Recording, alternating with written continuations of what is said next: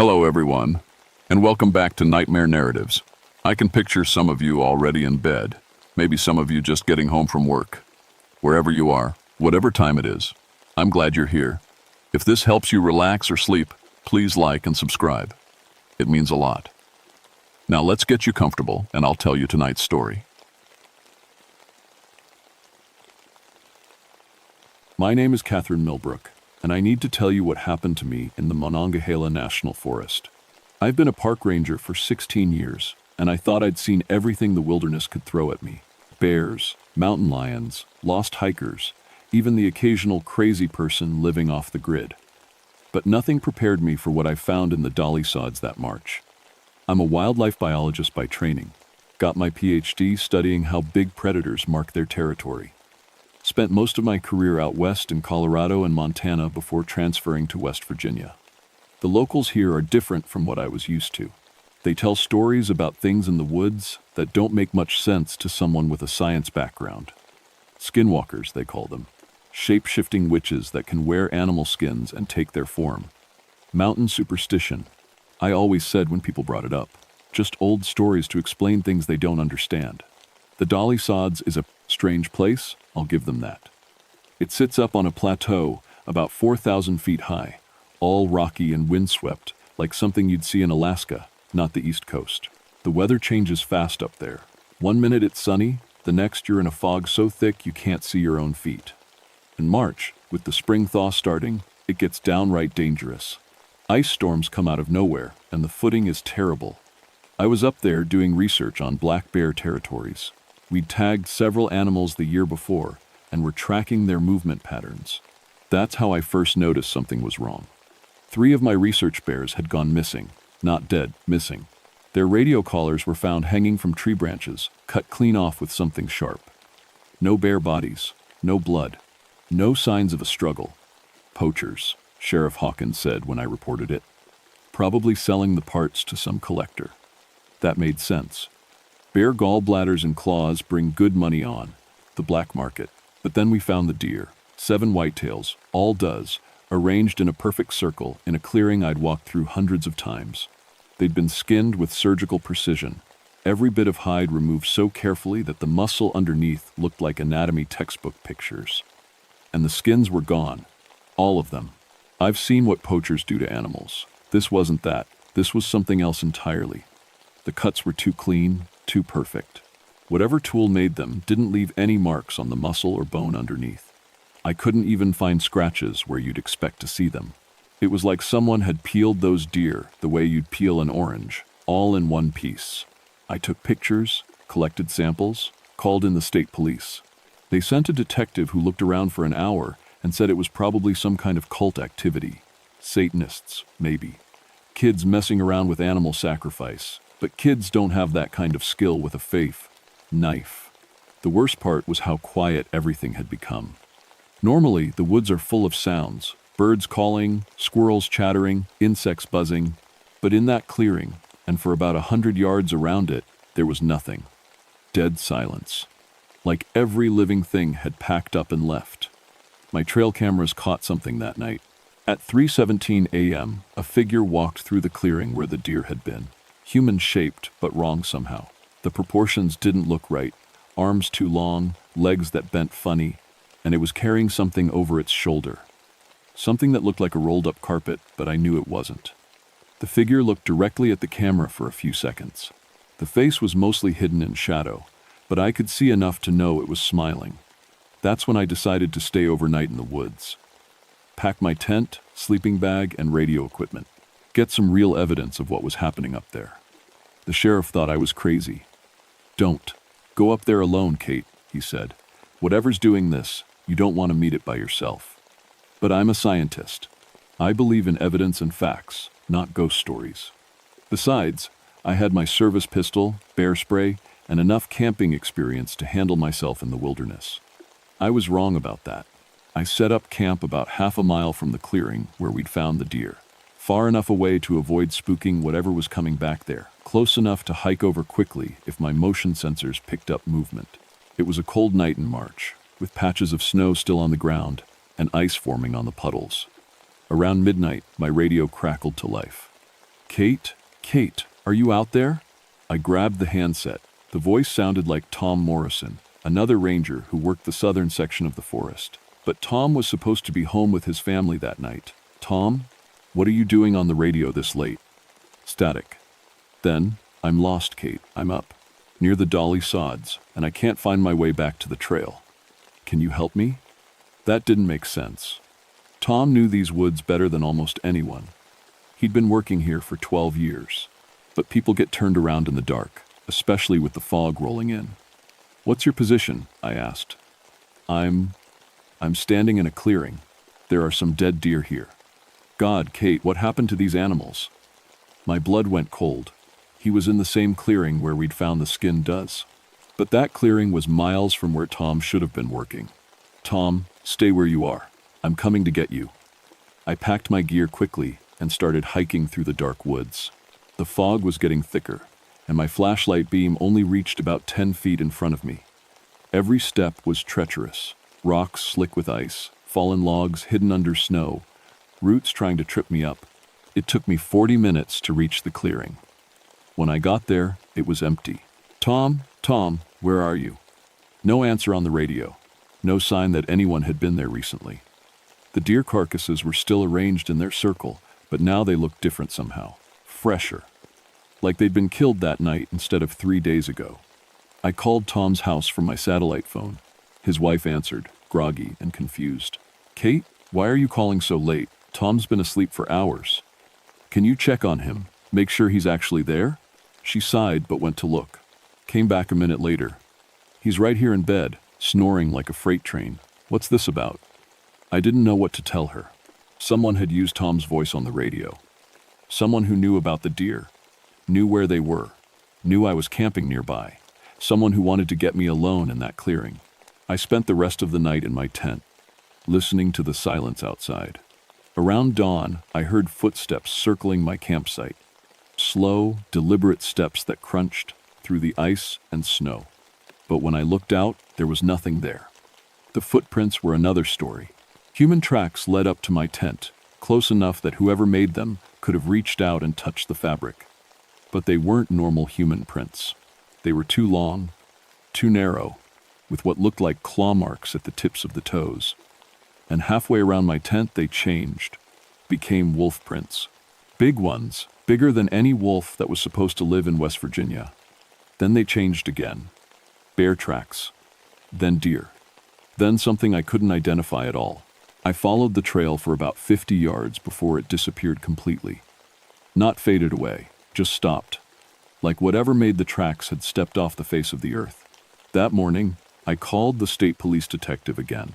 He listened to my story with the kind of patience people use when they think you're losing your mind. So someone used a radio to imitate your coworker's voice, then left fake tracks around your tent? They're not fake. I took pictures. He looked at the photos on my camera, studied them for a long time. These could be made with prosthetics, he said finally. Movie special effects stuff. There are people who make really realistic animal feet for costumes. Why would someone do that? To mess with your head. Make you think something supernatural is happening. Classic psychological warfare. It sounded reasonable when he said it like that. Someone was playing games, trying to scare me away from investigating the poaching. Criminals do that sometimes when they feel threatened. Create fear and confusion to cover their tracks. But the detective's explanation didn't account for what happened next.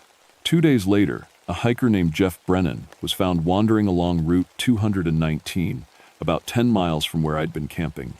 He was alive but couldn't speak, couldn't respond to questions, just stared straight ahead with his eyes, wide open, like he was seeing something horrible that nobody else could see. The hospital said he was in some kind of shock. No physical injuries, no sign of drug use, no medical reason for his condition. But he'd been missing for 3 days, and his hiking partner, guy named Michael Santos, was nowhere to be found. I went to see Jeff in the hospital, sat by his bed and talked to him, even though the doctors said he probably couldn't hear me. Jeff, I'm Catherine Millbrook. I'm a park ranger. I've been investigating some strange things in the woods. If you can understand me, if you know what happened to your friend, I need you to try to tell me. For the first time since they'd found him, Jeff's eyes moved. He looked directly at me, and his mouth opened like he was trying to speak. But no sound came out except a thin whistle of air. Then he grabbed my arm with both hands, squeezing so hard it hurt. "Not Mike," he whispered. "Not Mike." Those were the only words he spoke for 6 months. The next week, everything started falling apart. 3 more hikers went missing in the Dolly Sods area. The state brought in search and rescue teams, helicopters, even some volunteers with tracking dogs.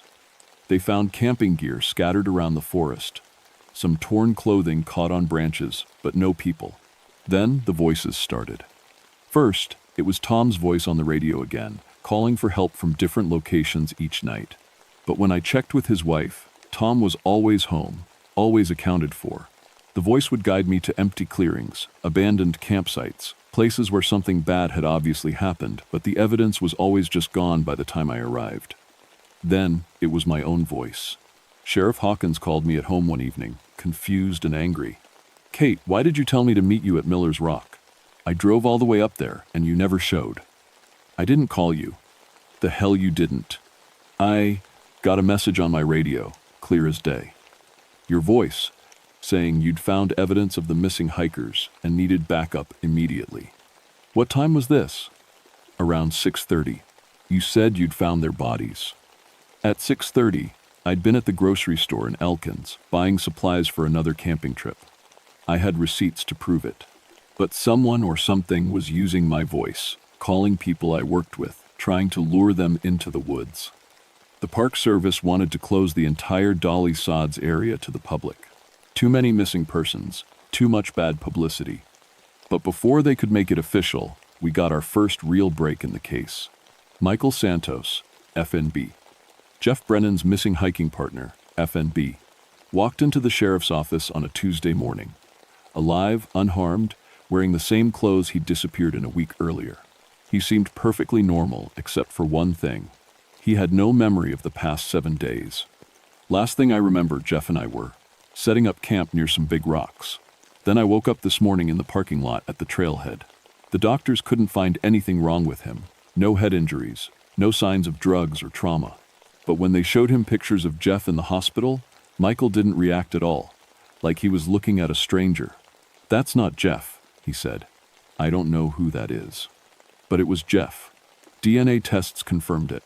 Same fingerprints, same dental records, same scars from a childhood accident. The problem was that Michael insisted his hiking partner looked different. "Taller," he said, "different colored eyes, different voice." "Jeff has brown eyes," Michael told the police. "The guy in those pictures has blue eyes." Jeff Brennan had blue eyes, always had, according to his family. Michael was remembering someone else entirely. That night, I decided to try something risky. I set up my camping gear in the exact spot where Michael and Jeff had been hiking. If something was taking people from that location, I wanted to find out what. I didn't tell anyone where I was going. The hike took me 3 hours in the dark. I knew the trail well enough to navigate without a flashlight most of the way.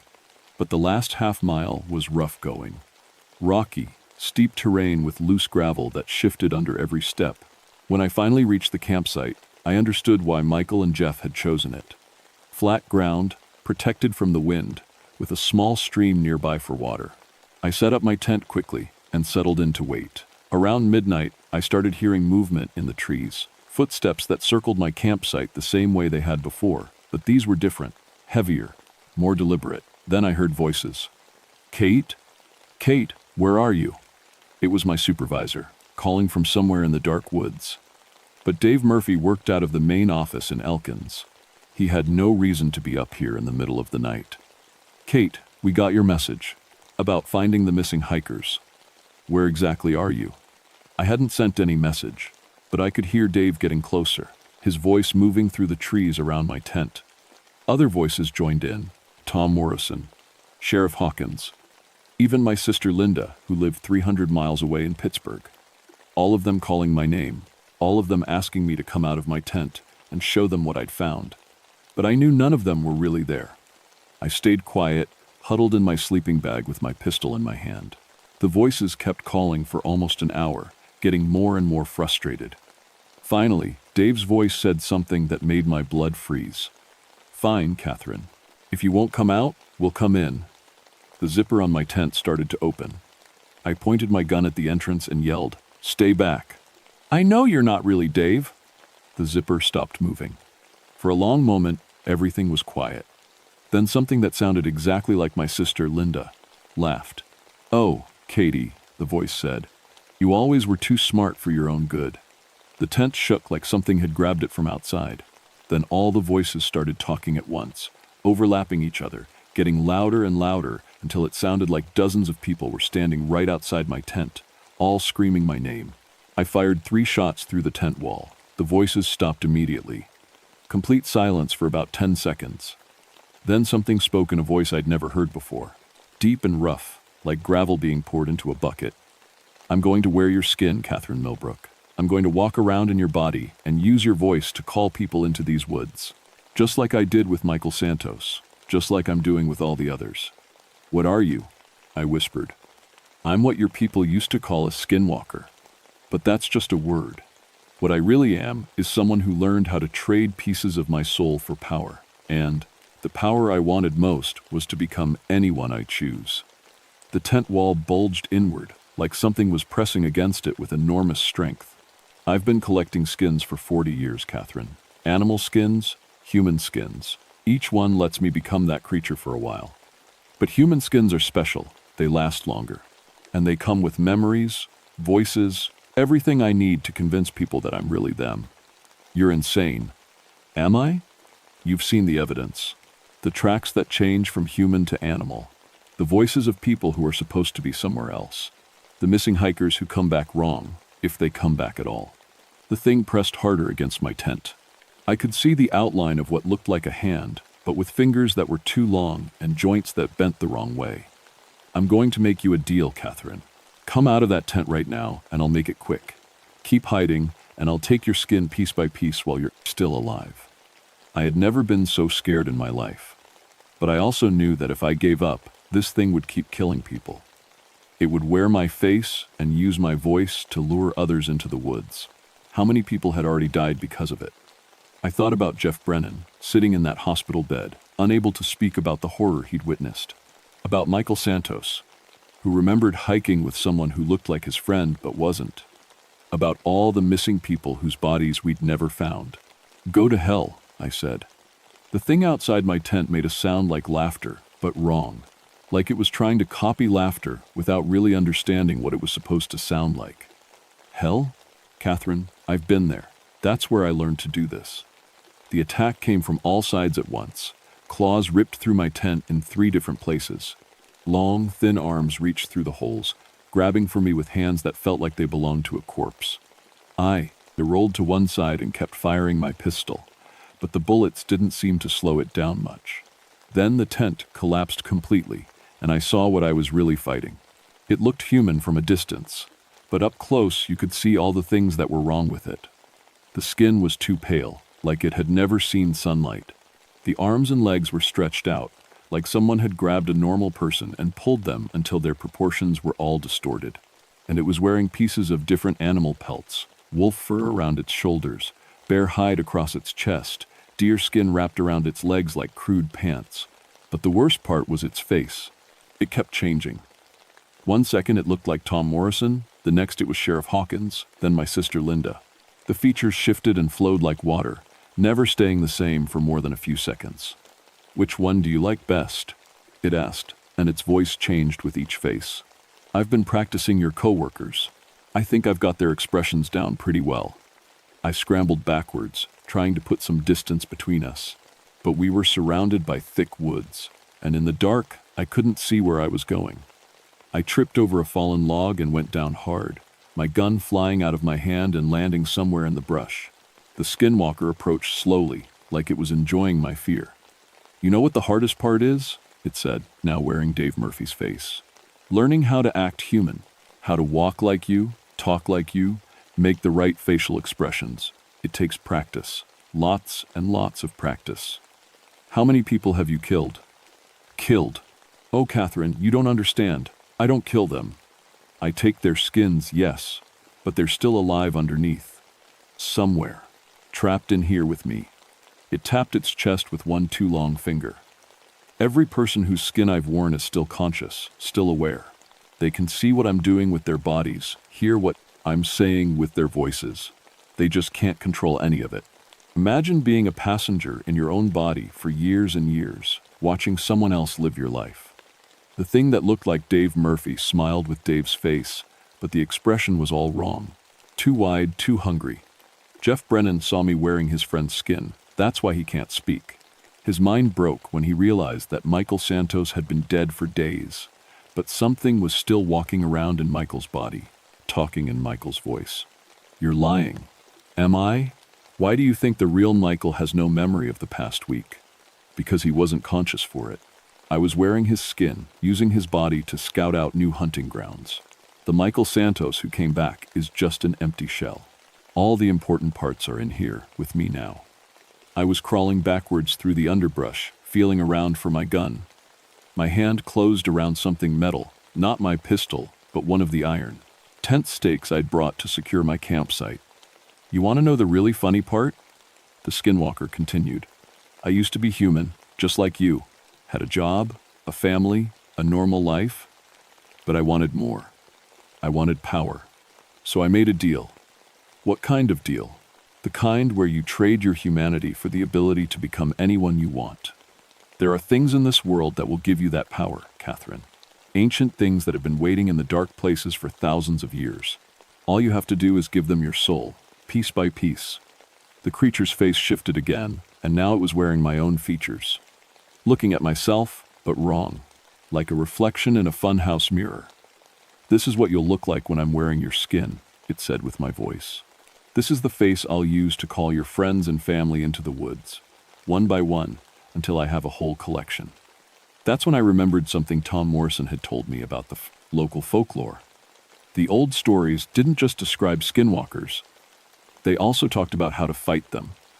Iron was supposed to hurt them, and if you could speak their true name, you could bind them. I gripped the tent stake tighter and thought about what I'd learned from the Seneca elder I'd interviewed for my research. She'd told me that skinwalkers had to hide their real names because names had power. But sometimes, if you listened carefully, you could hear echoes of who they used to be. What's your real name? I asked. The thing wearing my face laughed. Names are for humans. I gave up my name when I gave up my humanity. Bullshit. You used to be someone. You had a life before this. What was your name? For just a second, the creature's expression flickered, like I'd hit a nerve. It doesn't matter who I used to be. It matters to the people you've killed. It matters to their families. Tell me your name. My name is Catherine Millbrook, it said, grinning with my own face. My name is Tom Morrison. My name is Michael Santos. I am everyone and no one. But there was something else there. A shadow behind the stolen features. A hint of the person this thing used to be, buried under 40 years of wearing other people's skins. I closed my eyes and thought about everything I'd learned.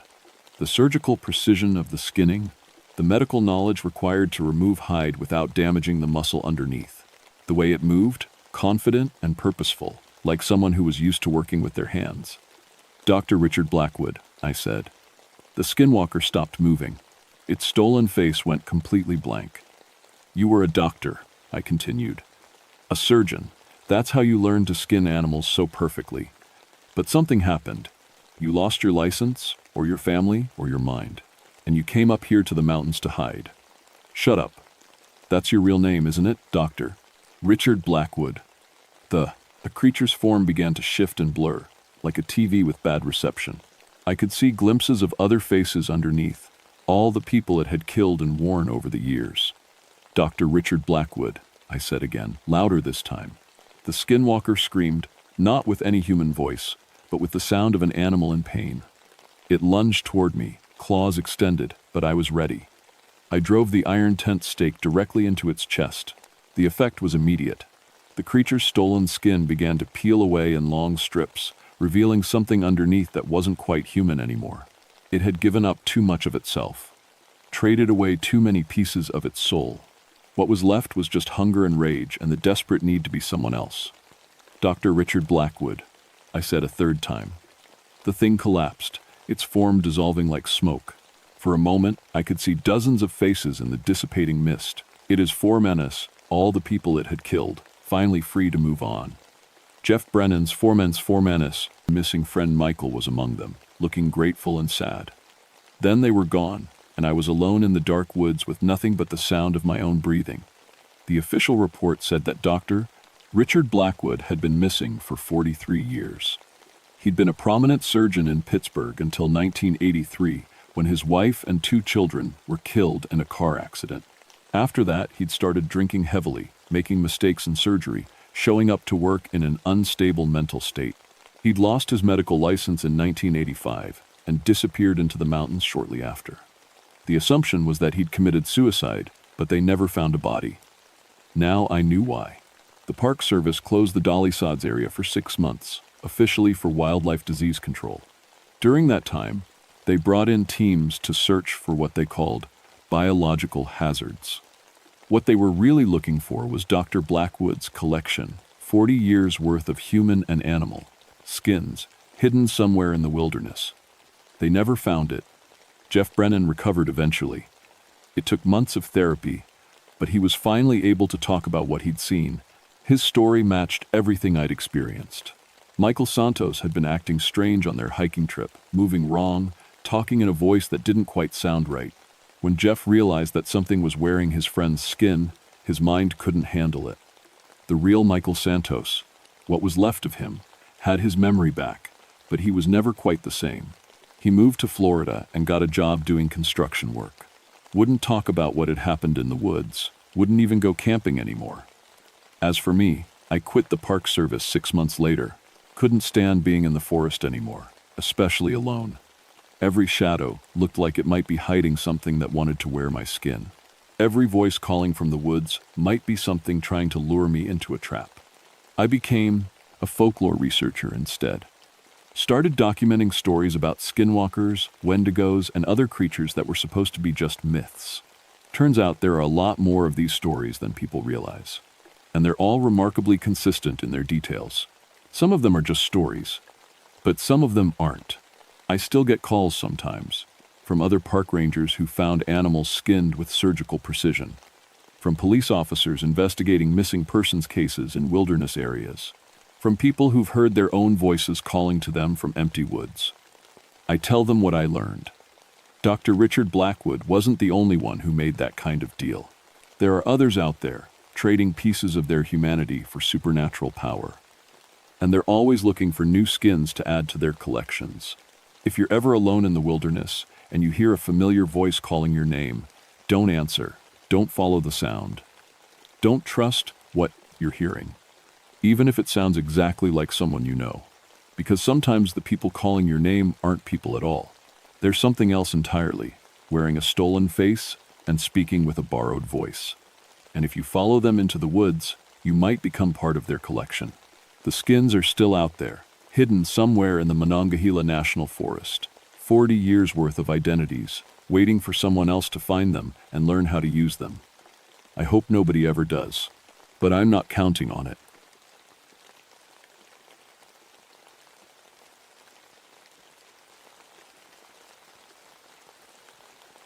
My name is William Ravenshallow, and I've been a Fire Tower Ranger for 18 years.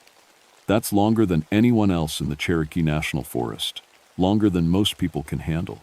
Up here on Hangover Mountain, you learn to love the silence, or it drives you crazy. I chose to love it. The tower sits at 4,200 feet, surrounded by trees so old they were here before Tennessee was even a state. Joyce Kilmer Memorial Forest spreads out below me like a green ocean, and on clear days, I can see 3 states from my windows. It's beautiful, it's peaceful, and for 18 years, it's been my home. People ask me how I can stand being alone up here. The truth is, I'm not really alone. I have my radio. During my time in Korea, I was a radio operator, and I learned that voices over static can feel more real than the people standing next to you. Every day at noon and 6, I check in with the ranger station 15 miles down the mountain. Betty Jo answers, tells me the weather report, asks if I've spotted any smoke. It's routine. It's comfortable. The fire tower itself is simple, a small cabin on stilts, 20 feet up, with windows on all sides. There's a bed, a stove, a table, and my radio equipment.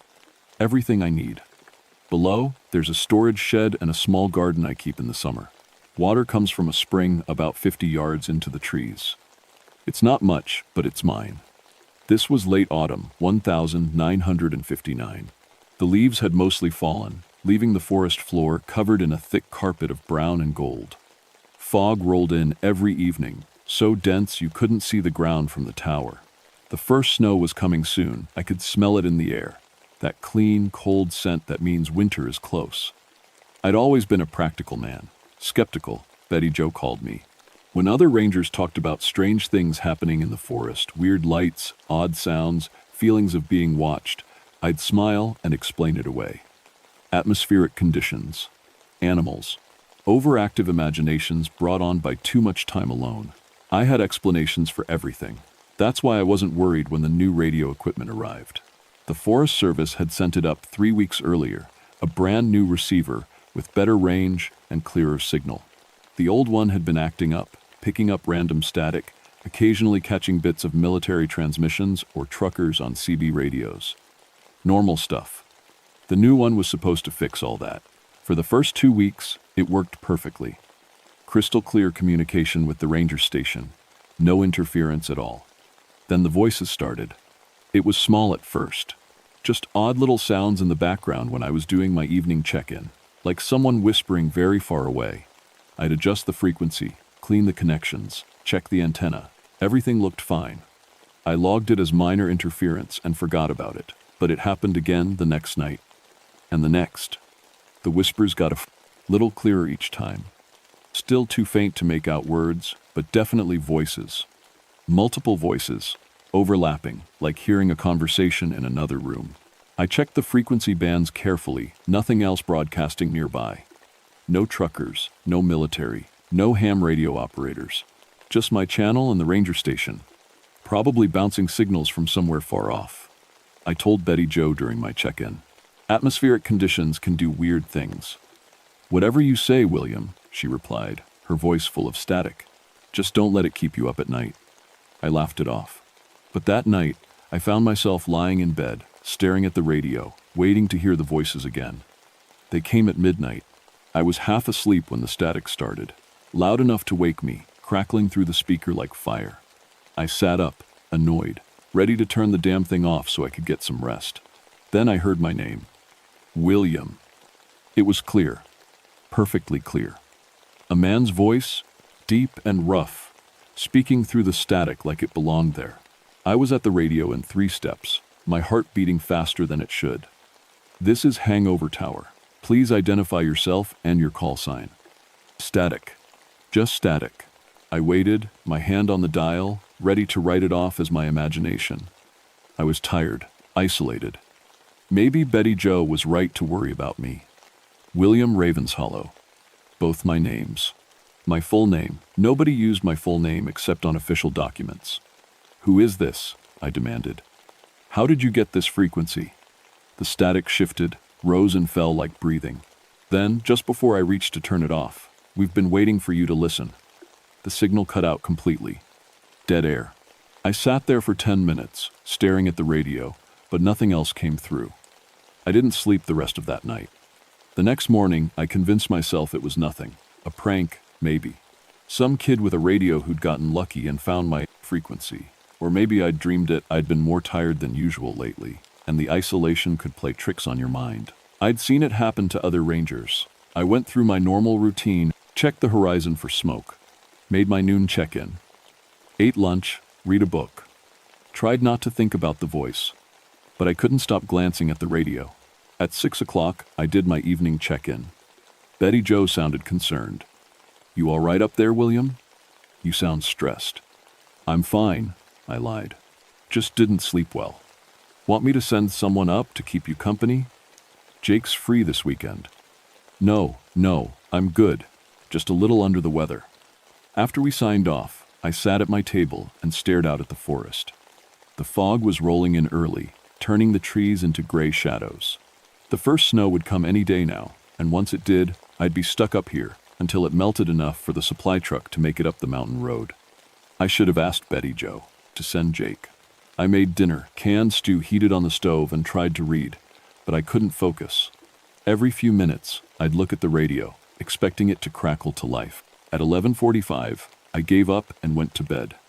But I didn't turn the radio off. I lay there in the dark, watching the dial glow softly in the corner.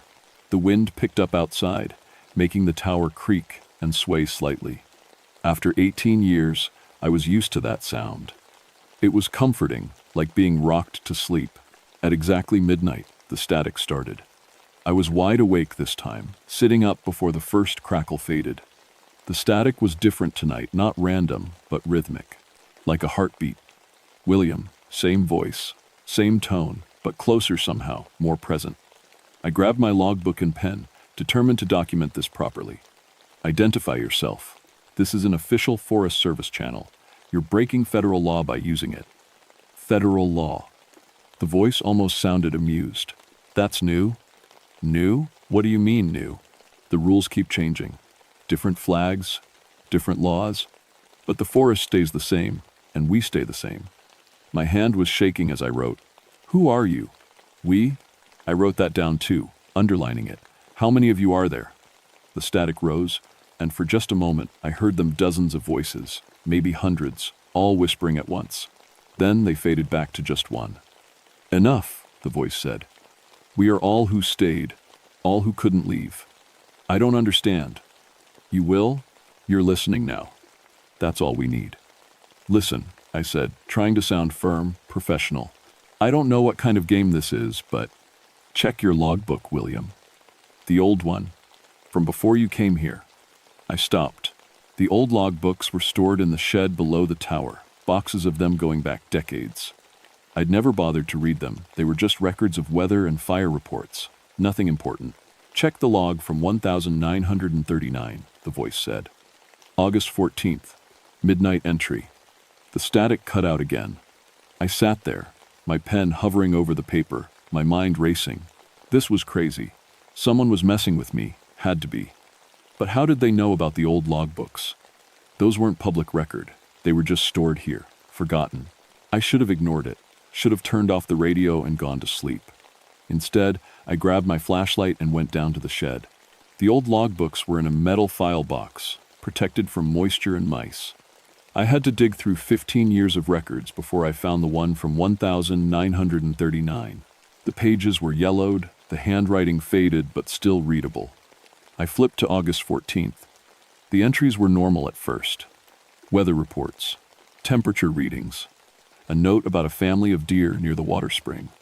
Then, at the bottom of the page, written in a shaky hand, very different from the rest, *midnight. The voices came, again. They know my name. They know what I did. I can't stop listening. God help me, I can't stop listening. *. My hands were shaking so hard I almost dropped the book. I flipped through the next few pages. The handwriting got worse, more frantic. The entries stopped making sense, random words, drawings of circles and symbols, the same phrases repeated over and over.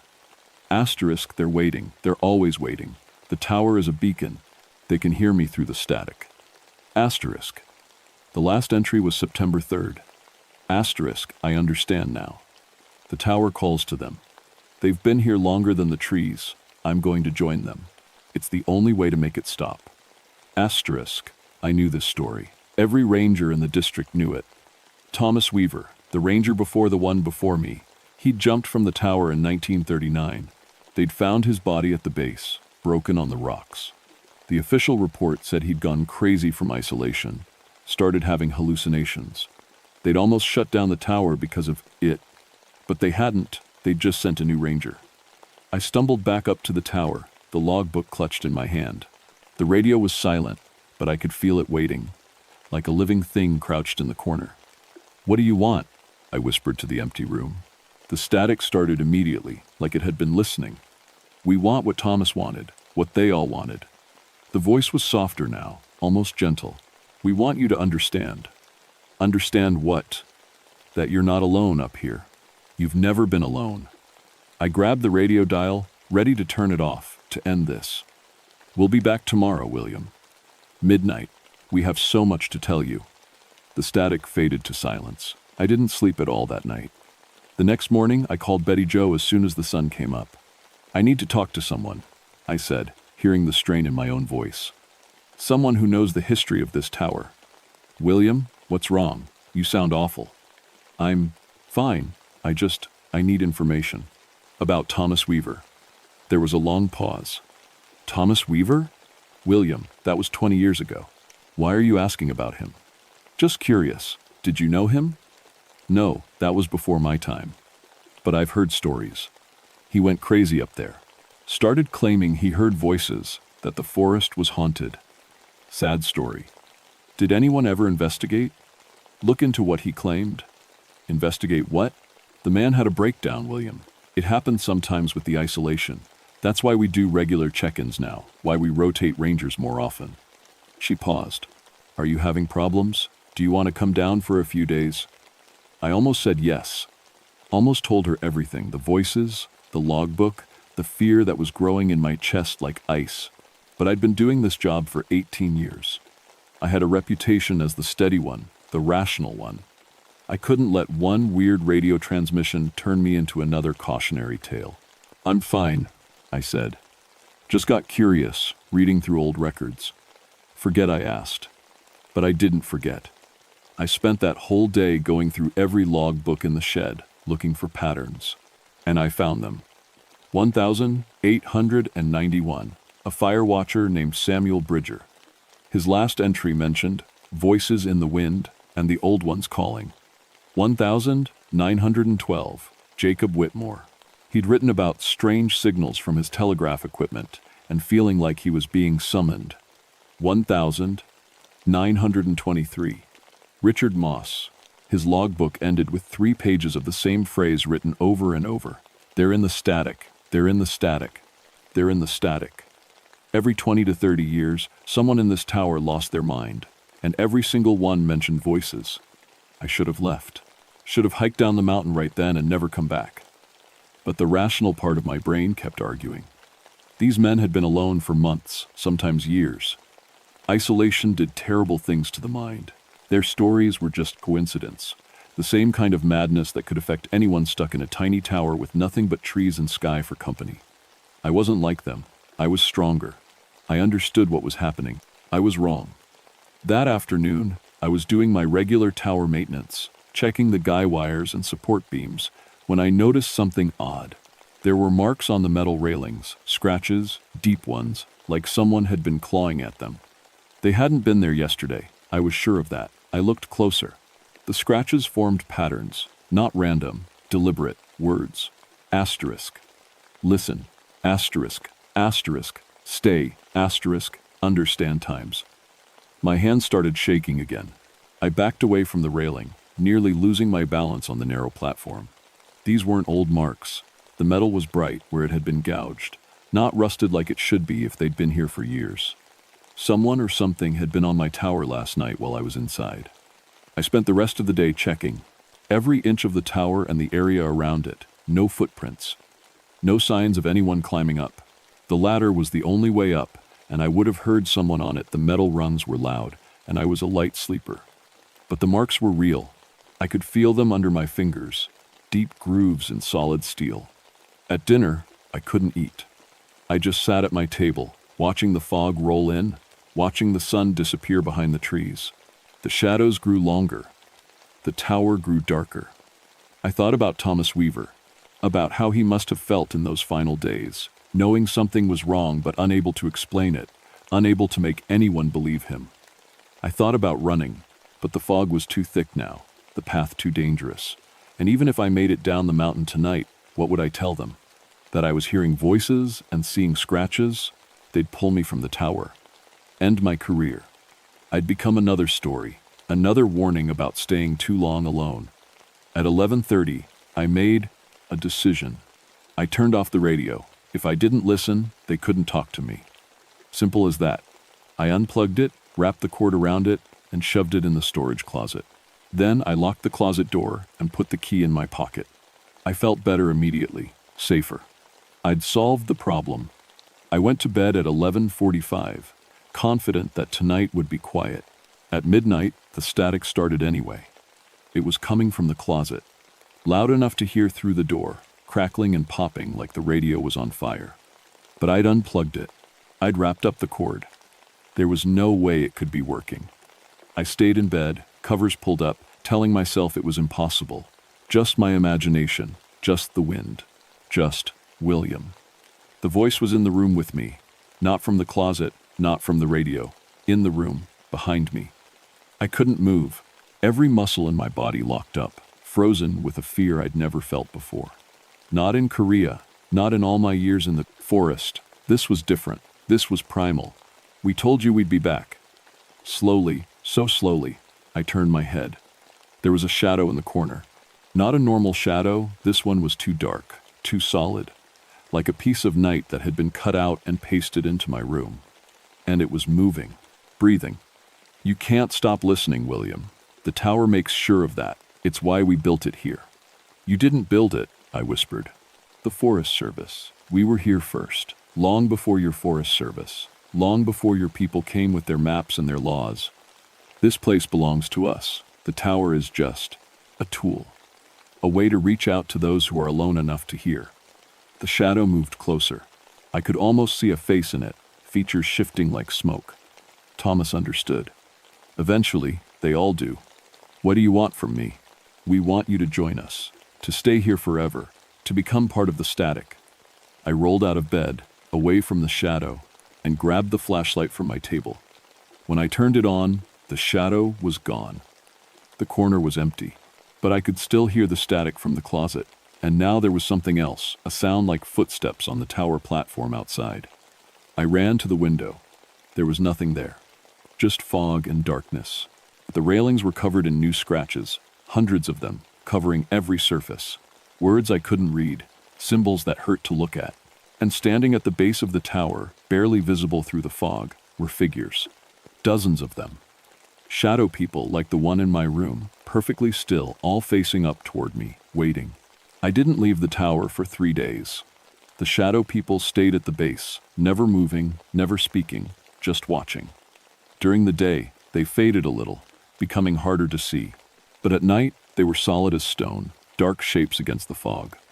I missed my check-ins with Betty Jo. The radio in the closet never stopped, making noise, static, and voices and sounds that might have been music or might have been screaming. I couldn't tell anymore. I stuffed blankets around the door, but it didn't help. The sound got into my head, became part of my thoughts. I tried to understand what they wanted. Why here? Why me? On the third night, I found the answer in the oldest logbook, from 1873, before the tower existed, before the Forest Service, when this was just wilderness and the Cherokee still had some claim to this land. A missionary named Elias Crane had written about this place. He'd come to convert the Cherokee, but they'd warned him about Hangover Mountain. They called it the Thin Place, where the barrier between the world of the living and the world of the dead was like tissue paper. They said the spirits of those who died alone would gather here, trapped between worlds, hungry for human contact. Crane hadn't listened. He'd built a small cabin on this exact spot, planning to use it as a mission. He'd lasted 3 months before he went mad, claiming the dead were calling to him, trying to pull him through to their side. The Cherokee had burned the cabin and forbidden anyone from building here again. But white settlers didn't listen to Indian warnings. Someone built a lookout post in 1891, then a fire tower in 1923. Each structure made the thin place thinner, made it easier for the dead to reach through. And each structure needed a lonely person to operate it, someone isolated, someone who would listen. The tower wasn't built here by accident. It was built here because this spot called to certain people, drew them in. The Forest Service thought they were just hiring rangers, but the thin place was choosing its victims. I understood now why Thomas jumped, why they all eventually went mad or died. The longer you stayed, the stronger the connection became. The voices got clearer. The shadows got more real, until you couldn't tell the difference between the living world and the dead one, until you stopped wanting to. On the 4th night, at midnight, I finally answered them. What do you want me to do? The static resolved into that familiar voice, but clearer now, almost human. Step outside, William. Join us. Become part of the static, part of the thin place. You'll never be alone again. You'll never feel isolated or forgotten. You'll be with all of us, forever. And if I refuse? You can't, not anymore. You've listened too long, you've opened yourself to us. The tower has you now. I looked at the closet door. The radio inside was glowing, bright enough to see light around the edges. Not the normal orange of vacuum tubes. This was blue-white, cold as starlight. Thomas tried to resist. The voice continued. So did Richard. So did Samuel. It only made the ending harder. There has to be another way. There is no other way. The thin place is part of you now. You can feel it, can't you? The pull toward the edge. The desire to step off and fall forever. It was true. Every time I looked at the windows, every time I stepped onto the platform, part of me wanted to climb over the railing, wanted to join the shadows below. The feeling was getting stronger every hour. Why do you need me? Why not just take me? Because you have to choose. That's how the thin place works. We can call, but you have to answer. We can pull, but you have to step forward. I looked around my small tower room. 18 years I'd lived here. 18 years of solitude and peace. I'd thought I was strong enough to handle it. Thought I was different from the others. But I wasn't.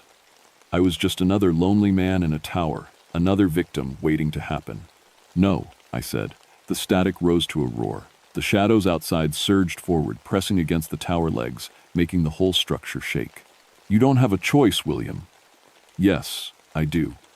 I ran to the storage closet and yanked it open. The radio was burning with that cold light, the dial spinning on its own, the speaker screaming with 1,000 voices all talking at once. I grabbed it. It was freezing. So cold it burned my hands and threw it out the window. It fell in slow motion, tumbling through the air. The blue light tracing spirals in the fog. The shadows reached for it, dozens of hands made of darkness stretching up. When it hit the ground, the light exploded. The blast knocked me backward, slamming me against the wall. Every window in the tower shattered. The metal railings screamed like living things, and the voices, finally went silent. I lay on the floor, bleeding from a dozen cuts, my ears ringing. Slowly, carefully, I pulled myself to the broken window and looked down. The shadows were gone. The fog was just fog. The forest was just forest. But at the base of the tower, glowing faintly in the darkness, were dozens of figures. Not shadows, this time. Real people. Or the ghosts of real people. I recognized Thomas Weaver from an old photograph. There was Samuel Bridger, Jacob Whitmore, Richard Moss, all the rangers who had died here, all the people who had jumped or gone mad or simply vanished. They were looking up at me, and they were smiling. One by one they began to fade. Not disappearing, but moving on, like they'd been waiting for something.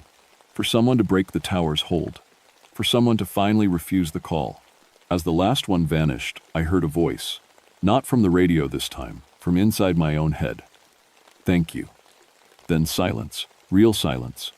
For the first time in days, they found me 2 days later. Betty Jo had gotten worried when I missed 5 check-ins in a row.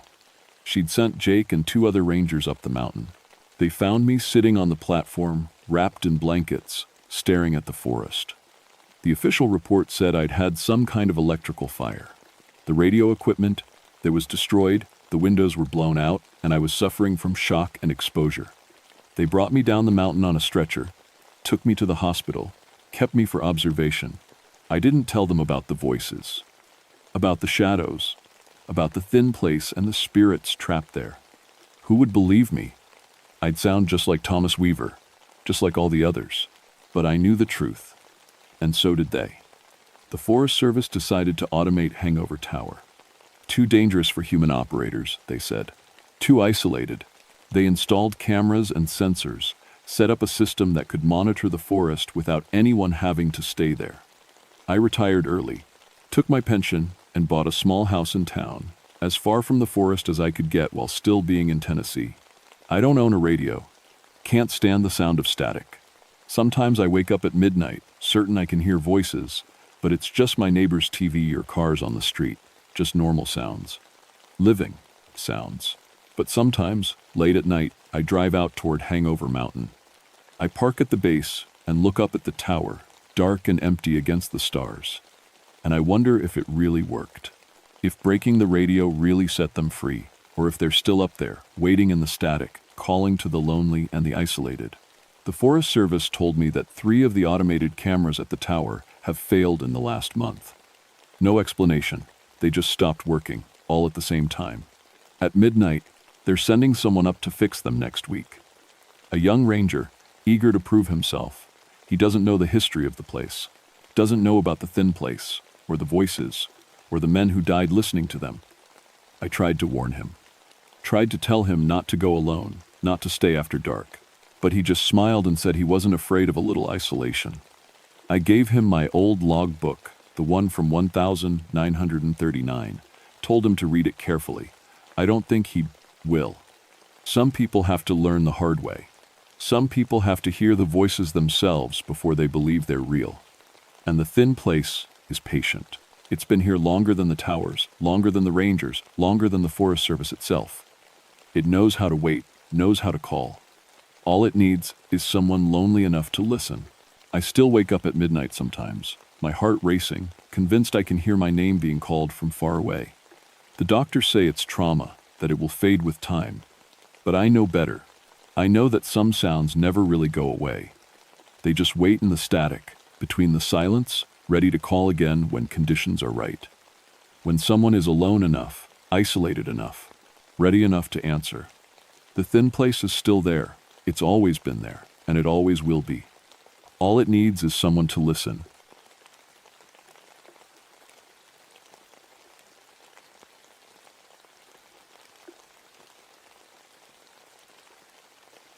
My name is Margaret Coalfield, and I fix broken land for a living. People think that's funny, a coalfield working to clean up after coal mining. My daddy thought it was funny too, right up until black lung took him when I was 16. After that, nobody in my family laughed much about coal anymore. I've been a ranger with the Jefferson National Forest for 12 years now. My specialty is mine reclamation, taking places where companies ripped the mountains apart and trying to make them green again. It's hard work, slow work. But when you see grass growing on a hillside that was nothing but gray rock and poison runoff, it feels like you've done something that matters. December in eastern Kentucky hits different than other places. The cold gets into your bones and stays there. That morning, I pulled my truck up to the old Blackwood mine site, just as the sun was trying to break through the clouds. Wasn't doing a very good job of it. The Blackwood had been shut down since 1962. 23 men died here in a cave-in, and the company just walked away after that. Sealed the shafts, abandoned the equipment, left the whole mountain looking like someone had taken a giant bite out of it. The bodies were still down there, too deep to recover safely. At least, that's what the company claimed. More likely, they just didn't want to spend the money. Now, it was my job to make it right. We had funding, equipment, a good crew. We were going to fill in the dangerous areas, plant native trees, restore the watersheds, turn a scar into something living again. I didn't believe in ghosts. Growing up in coal country, you hear all the stories, Tommy knockers that warn miners of cave-ins, spirits that follow you home from the mines, dead men who keep showing up for their shifts. My daddy used to say those stories were just what happened when men breathed too much bad air, too deep underground. Carbon monoxide makes you see things that aren't there. That's what I believed, anyway. The trouble started 3 days before I arrived. My crew chief, a guy named Dale Morris, called me at home. "Margaret, we got a problem at Blackwood." "What kind of problem?" "The kind where my equipment operators won't come back to the site." I'd dealt with worker disputes before. Usually it was about pay or hours. "What's their complaint?" Dale was quiet for a moment. "They say the machines run themselves." I almost laughed. "Dale, if someone's vandalizing our equipment, that's what I thought too. But Margaret, I've seen it. We shut down a bulldozer, lock it up, take the keys. Next morning, it's moved. Running. Nobody in the cab. Equipment theft, then. That's the thing. It's not stolen. It's just moved. Like someone used it for a few hours and then left it. And the work it does." He paused again. "It blocks the mine entrances. Every single time. We move it, next morning it's back, blocking the shafts again." I told him I'd be there first thing Monday morning. Probably just some locals who didn't want us messing with the site. Some people get weird about old mines, especially ones where men died. When I pulled up that Monday, Dale was waiting by his truck. He looked like he hadn't slept in days. "Show me," I said. We walked past our equipment staging area. Everything looked normal. Then Dale pointed to a bulldozer about 50 yards away. It was parked directly in front of a sealed mine entrance, blade down, like it was standing guard. "We parked that over there yesterday." Dale pointed back toward the staging area. "Locked cab. Took the keys. This morning, there it is." I walked over and checked the bulldozer myself. No signs of forced entry on the cab. No fresh tracks to show how it got there. The ground was frozen solid. I looked at the mine entrance behind it. The old concrete seal was intact, covered in decades of grime and moss. "You checked the seal?" "It's solid. Nobody's been in or out." I studied the bulldozer's position. It was perfectly placed, professionally positioned. Whoever moved it knew exactly what they were doing. "Okay," I said. "We're going to figure this out. But first, let's get the crew back. I want motion sensors on every piece of equipment. Cameras if we can get them set up. Whatever's happening here, we're going to catch it." Dale nodded, but he didn't look convinced. "Margaret, there's something else. Yesterday, before he quit, Tommy Perkins, you know Tommy, best operator I got, he said he heard something." "Heard what?" "A shift whistle, like the old mines used to blow to call workers underground. 3 short blasts, just like the old days." I felt something cold touch the back of my neck, but I ignored it. Old mines have lots of ways for sound to carry weird. Wind through the shafts, settling ground. Nothing mysterious about it. "Yeah," Dale said. "That's what Tommy thought too. Until he heard men singing." The motion sensors arrived Tuesday afternoon. We mounted them on every piece of equipment, bulldozers, excavators, the grading machines. I also walked the entire perimeter of the mine site, looking for tracks, camps, any sign that someone was squatting here and messing with our work. Nothing. The place was dead silent except for the wind moving through the bare trees. That night, I decided to stay on site myself. Dale tried to talk me out of it, but I had a job to do and I wasn't about to let vandals or pranksters shut us down. I parked my truck where I could see most of the equipment and settled in with a thermos of coffee and a good flashlight. Around midnight, I heard it. 3 short whistle blasts echoing across the hillside. Sharp and clear, unmistakable. The same pattern Dale had mentioned, the old call to start a shift. I grabbed my flashlight and got out of the truck. The sound had come from the main shaft, the one the bulldozer kept blocking. I walked toward it slowly, listening. Silence now. Just the wind and the creak of frozen branches. Then I heard voices. Faint, distant, but definitely voices. Men talking in low tones, the way workers do when they're focused on a job. I couldn't make out words, but the rhythm of it was clear instructions, responses, the casual back and forth of people who work together every day. The sounds were coming from behind the sealed mine entrance. I put my hand on the concrete seal. It was cold, rough, solid, definitely intact. But behind it, the voices continued. I pressed my ear against the concrete. They were singing now. An old song, something I half remembered from my daddy's time. A mining song, the kind men sang to keep rhythm while they worked. Asterisk down in the darkness, down in the deep. Asterisk, asterisk, dig for the coal boys, dig while we keep. Asterisk, asterisk, time with the mountain, time with the stone. Asterisk, asterisk, dig till the shift ends. Dig till we're home. Asterisk. My flashlight flickered. Once, twice, then steady. Again. The singing stopped. I stood there in the dark, my breath making clouds in the frozen air, and I felt something I hadn't felt since I was a little girl waking up from nightmares. Pure, simple fear. A sound behind me made me spin around. One of the bulldozers had started. Engine running, lights on, no one in the cab. I ran back to my truck and grabbed the radio. "Dale? Dale? You there?" Static, then his groggy voice. "Margaret, what time is it? I need you here, now. And bring the master keys for all the equipment." 20 minutes later, Dale pulled up. We approached the running bulldozer together. The cab door was locked. Through the window, I could see the key wasn't even in the ignition. "How is it running?" Dale whispered. We both knew that was impossible. These weren't new machines. You couldn't start them without keys. You couldn't override the ignition without tools and time. The bulldozer's engine rumbled steadily. The lights stayed on, pointing at the sealed mine entrance. Then as we watched, the blade began to lower. Nobody in the cab. Nobody touching the controls. The blade scraped against the frozen ground with a metallic shriek, then stopped, positioned perfectly to block the entrance. The engine shut off. The lights went dark. Dale and I stood there in the silence. "We're calling this in," I said finally. "Sites shut down until we figure out what's happening." The next morning, I got a call from Jim Hendricks, a retired miner who'd worked Blackwood back in the 50s. He'd heard through the local grapevine that we were having trouble at the site. "You need to leave that place alone," he told me. "Mr. Hendricks, we have a federal mandate to reclaim this site. It's a safety hazard and an environmental. I know what it is. I also know what happened there in '62. Those men didn't want that mine closed. They had families to feed, bills to pay.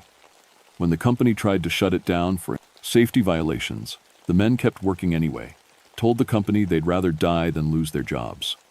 I felt cold again. The cave-in wasn't no accident. Company set charges to collapse the shafts permanently. Men were inside, refusing to come out. Company knew it, did it anyway. That's murder. That's business. They paid off the families, sealed the records. But the men down there, they never accepted it. Jim Haskins, Tom Mallory, Bobby Crane, I worked with those boys. They believed in their work, believed a man's job was sacred. And now you want to come in and erase the mine completely? Plant trees over their grave like they never existed? We're trying to heal the land. You're trying to forget. There's a difference." Jim's voice went quiet. "Those men are still working, Margaret. They'll keep working until someone remembers they mattered. Until someone says their names." He hung up before I could respond. I sat in my truck, looking at the term, sealed mine entrance. The bulldozer was parked in front of it again. We'd moved it back to the staging area before dawn. And now here it was, standing guard. 3 more pieces of equipment had started themselves during the night. The motion sensors had gone off 14 times. Every single activation showed the machines moving themselves to block the 3 main shaft entrances. And on the seat of each machine, when we unlocked them, we found something that made my hands shake. Lunch pails. Old-style metal ones, painted black, with names scratched into the sides. Jim Haskins, Tom Mallory, Bobby Crane, all the others from Jim Hendricks's list. The pails were full of fresh food. Sandwiches, apples, thermoses still warm with coffee. I called in sick for the rest of that week. I didn't tell anyone I was lying. I spent those days in the county records office and the local library, digging through old newspapers and mining company documents. The truth was worse than Jim Hendricks had told me. The Blackwood mine had been one of the most productive in the region. The men who worked there were proud of it. They'd set production records, worked safely for years, built a real community around that mine. Then coal prices dropped, and the company decided Blackwood wasn't worth keeping open. The workers protested. They organized. They even occupied the mine for 3 days in November 1962, refusing to let the company shut it down. The company gave them an ultimatum: leave peacefully or face criminal trespass charges. The men stayed. On the 12th of December 1962, at 6:47 inches the morning, the company detonated explosives at all 3 main shafts simultaneously. The official story was that they were sealing abandoned tunnels for safety. But the morning shift had already started. 23 men were underground. The company claimed they'd given proper notice, that the men had been evacuated. But witness statements I found in old files told a different story. Families said their men had gone to work that morning like always. The explosion happened during shift change, when workers should have been deepest in the mine. No criminal charges were ever filed. The company paid settlements and closed the case. I went back to the site on Saturday. Alone. I needed to see it myself, without Dale or the crew or anyone else watching. The equipment had been rearranged again. Every machine was now parked in a perfect semicircle around the main shaft entrance, like they were protecting it, or presenting it. I walked up to the sealed entrance and put my hand on the cold concrete again. "I know what happened to you," I said out loud. Felt stupid saying it, but I kept going. "I know you didn't want to leave. I know they didn't give you a choice." The wind died completely. The forest went silent. Then I heard footsteps. Behind the seal. Inside the mine. Heavy boots on stone, multiple sets, walking in rhythm. Getting closer. I should have run. I should have gotten back in my truck and driven away and never come back. But I stood there, hand on the concrete, feeling those footsteps vibrate through the stone. They stopped right on the other side of the seal. Something touched my palm from inside the mine. Through solid concrete, I felt fingers brush against mine, cold as ice, rough as coal dust. A voice spoke, right next to my ear, though no one was there. "We ain't done working." I yanked my hand back and stumbled away from the seal. The forest was still silent, nothing moved. But when I looked at my palm, there was a black handprint on it. Coal dust, perfect and clear, like someone had just shaken my hand. I drove home and scrubbed my hand until the skin was raw. The coal dust wouldn't come off completely. A gray shadow remained, like a stain that went deeper than skin. That night, I dreamed I was underground, walking through tunnels I'd never seen but somehow knew. The walls were wet and black, held up by ancient timbers. The air tasted like metal and dust. Somewhere ahead, I could hear men working the chunk of pickaxes hitting stone, the rattle of coal carts, voices calling out measurements and warnings. I followed the sounds deeper into the mine. The tunnels got narrower. The ceiling pressed down. I was crawling now, squeezing through spaces barely wide enough for my body. Then I came out into a large chamber, and they were all there. 23 men in mining gear from 1,962. Helmets with carbide lamps, canvas work clothes black with coal dust. They were working the face of the coal seam with the focused intensity of men who'd done this their whole lives. Chunk, rattle, chunk, like a machine made of human parts. One of them turned and looked at me. His eyes glowed orange, like burning coals. "You here for the shift?" he asked. I woke up gasping. It was 3:47 a.m. My hands were black with coal dust, my clothes covered in it, my sheets streaked with dark stains. I hadn't been near the mine in 12 hours. Monday morning, Dale called before I could call him. His voice was shaking. "Margaret, we got a real problem. It's Tommy Perkins." "What about him?" "He came back to the site last night. Said he heard the shift whistle, said he had to report for work. We found him this morning trying to break through the seal with a sledgehammer.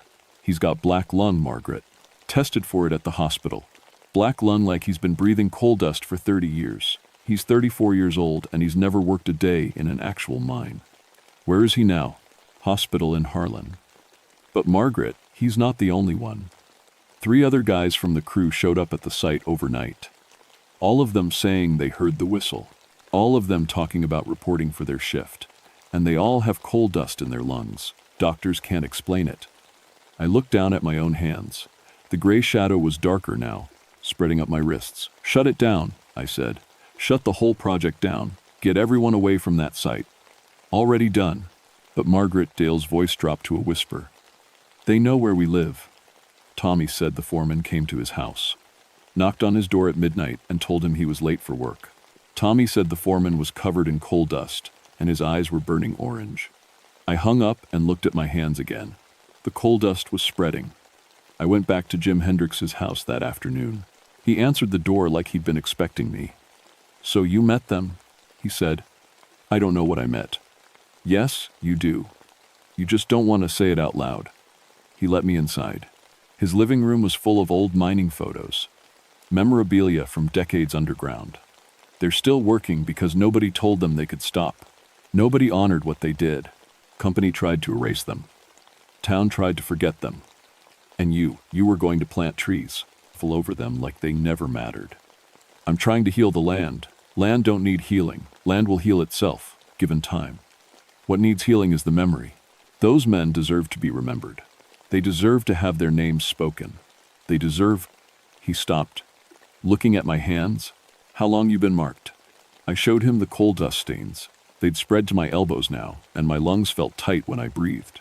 "They're claiming you," Jim said quietly, "making you part of the crew. They need 23 workers, and they're short one. Been short one since Bobby Crane's son died in '85. They've been waiting for someone to replace him. How do I stop it?"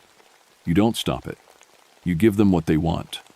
Jim pulled out a folder full of papers. Names, all 23 of them. Their families, where they lived, what they did before mining, what they dreamed about.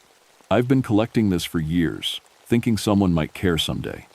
He pushed the folder toward me. You want to reclaim that site? Fine. But you memorialize these men first. You make sure everyone who sees that place knows what happened there. You tell their story.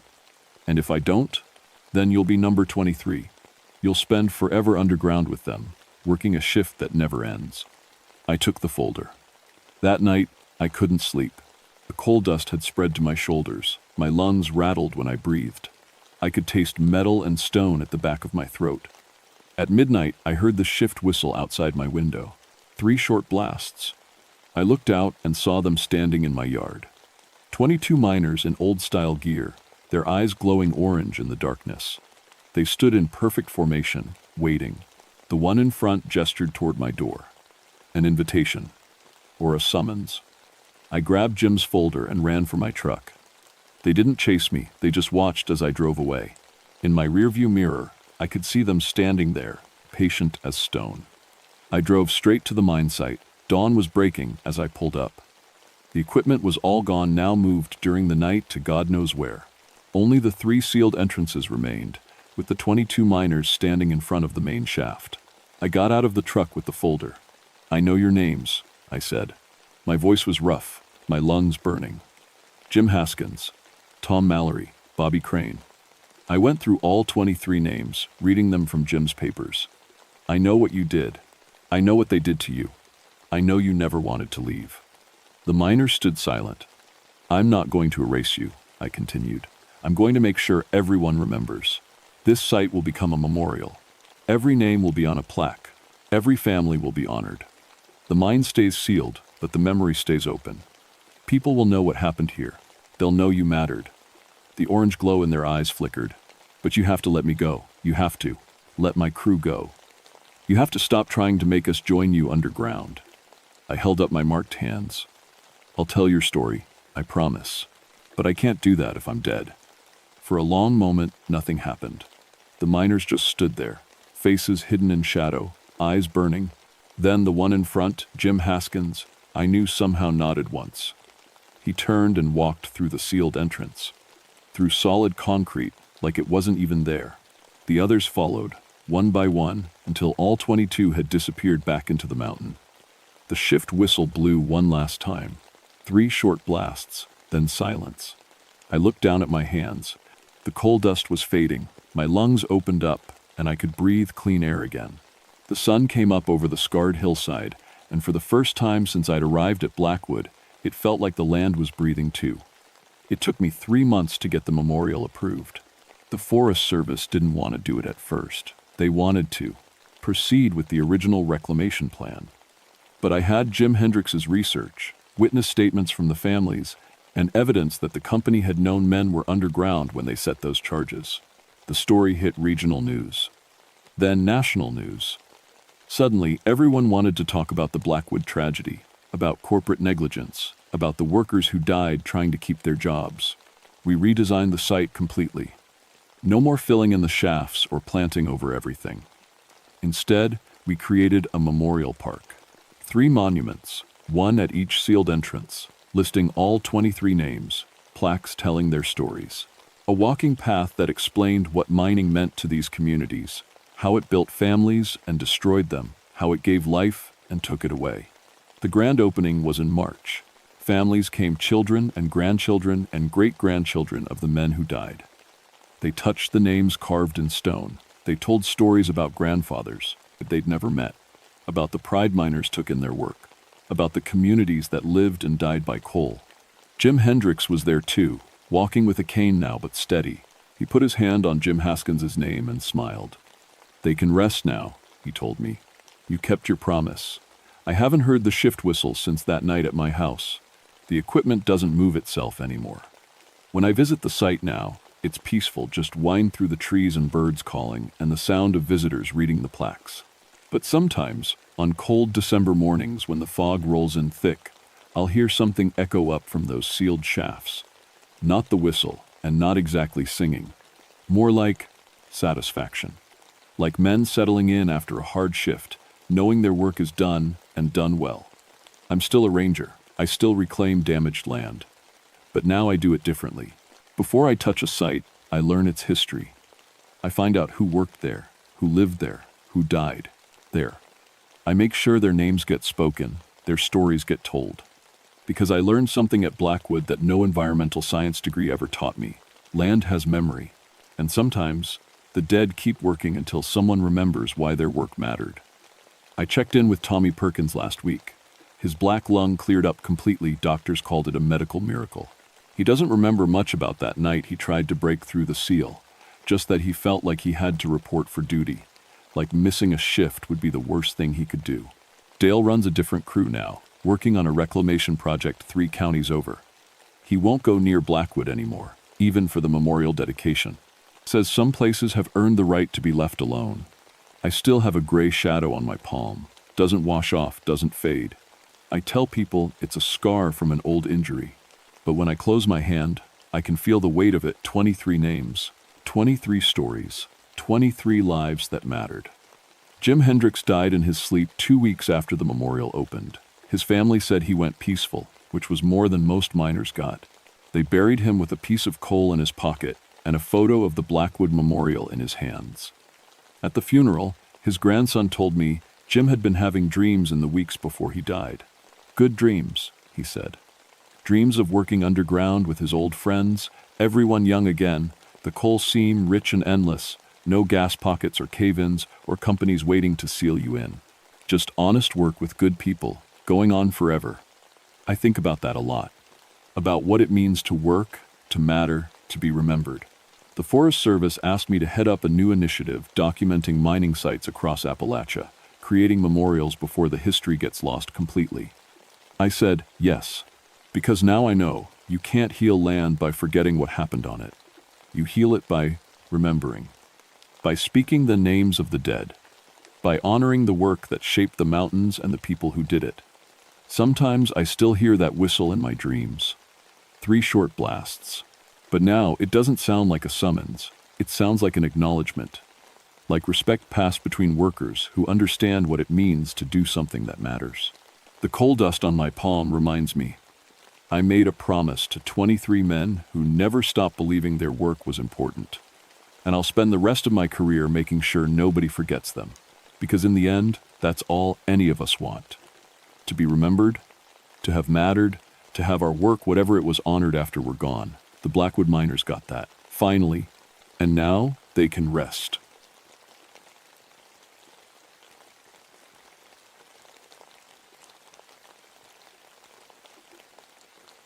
My name is Samuel Moonridge, and I've been a ranger at George Washington National Forest for 14 years.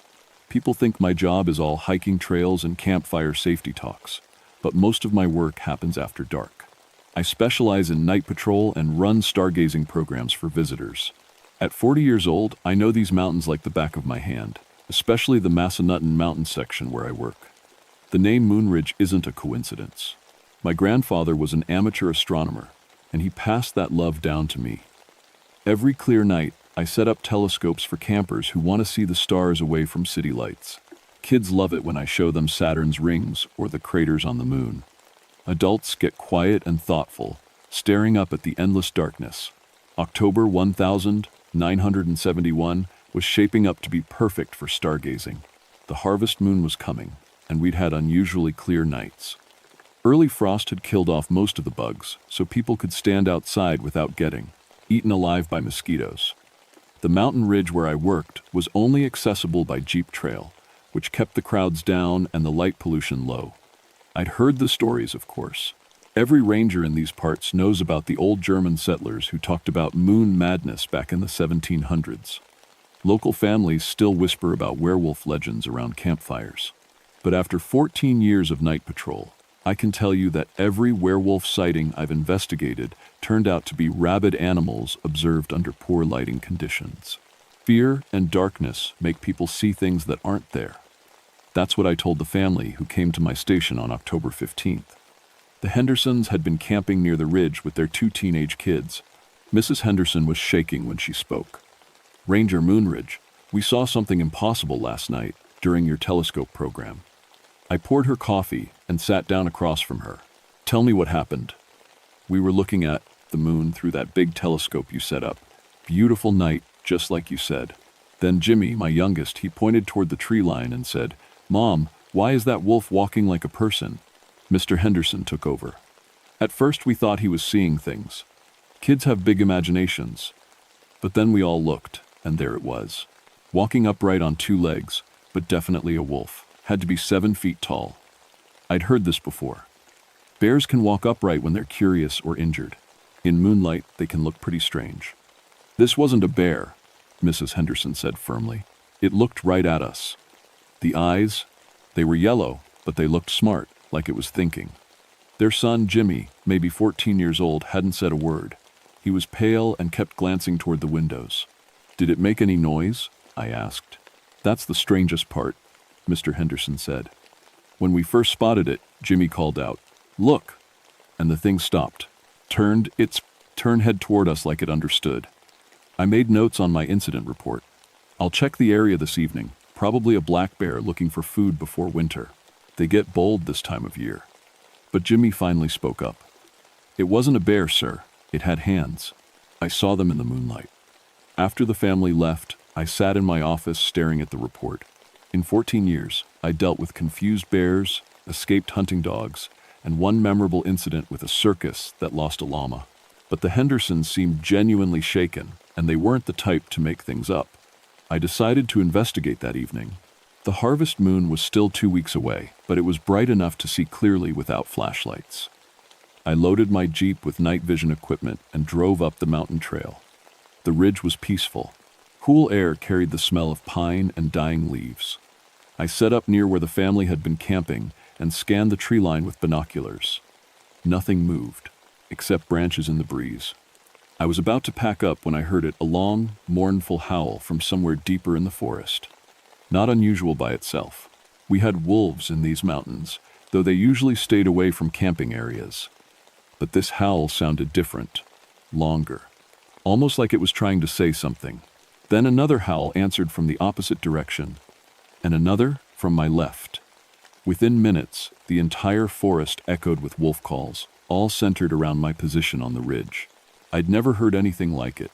Wolves don't usually howl in groups unless they're hunting or gathering the pack, and they definitely don't surround a single person. The howling stopped as suddenly as it started. The silence that followed felt heavy, like the forest was holding its breath. I packed my equipment quickly and drove back down the mountain, but I couldn't shake the feeling that something had been watching me from the darkness. That night, I called my friend Dave Martinez, a veterinarian who worked with the state wildlife department. "Have you noticed anything strange about wolf behavior lately?" "Funny you should ask," Dave said. "Got 3 reports this week of wolves acting weird. Farmers saying they're more aggressive, but also more organized." "Why?" I told him about the Hendersons and the howling circle. "Might be rabies," he said. "Makes animals unpredictable. Or could be a new alpha establishing territory. I'll come up tomorrow and we can look around together." I agreed. But as I hung up the phone, I couldn't stop thinking about what Jimmy Henderson had said. The thing had hands, and it understood when he called out. Whatever was happening in my forest, I had a feeling it was just getting started. Dave arrived early the next morning with tracking equipment and sample kits. He was a good man to have along. 20 years of veterinary work had taught him to read animal signs like a book. If something was wrong with the local wildlife, he'd figure it out. We drove up to the ridge where the Henderson family had camped. In daylight, the area looked normal: pine trees, scattered boulders, and a small clearing perfect for stargazing. But it didn't take long to find the first sign that something was off. "Sam, come look at this." Dave was crouched near the tree line, examining the ground.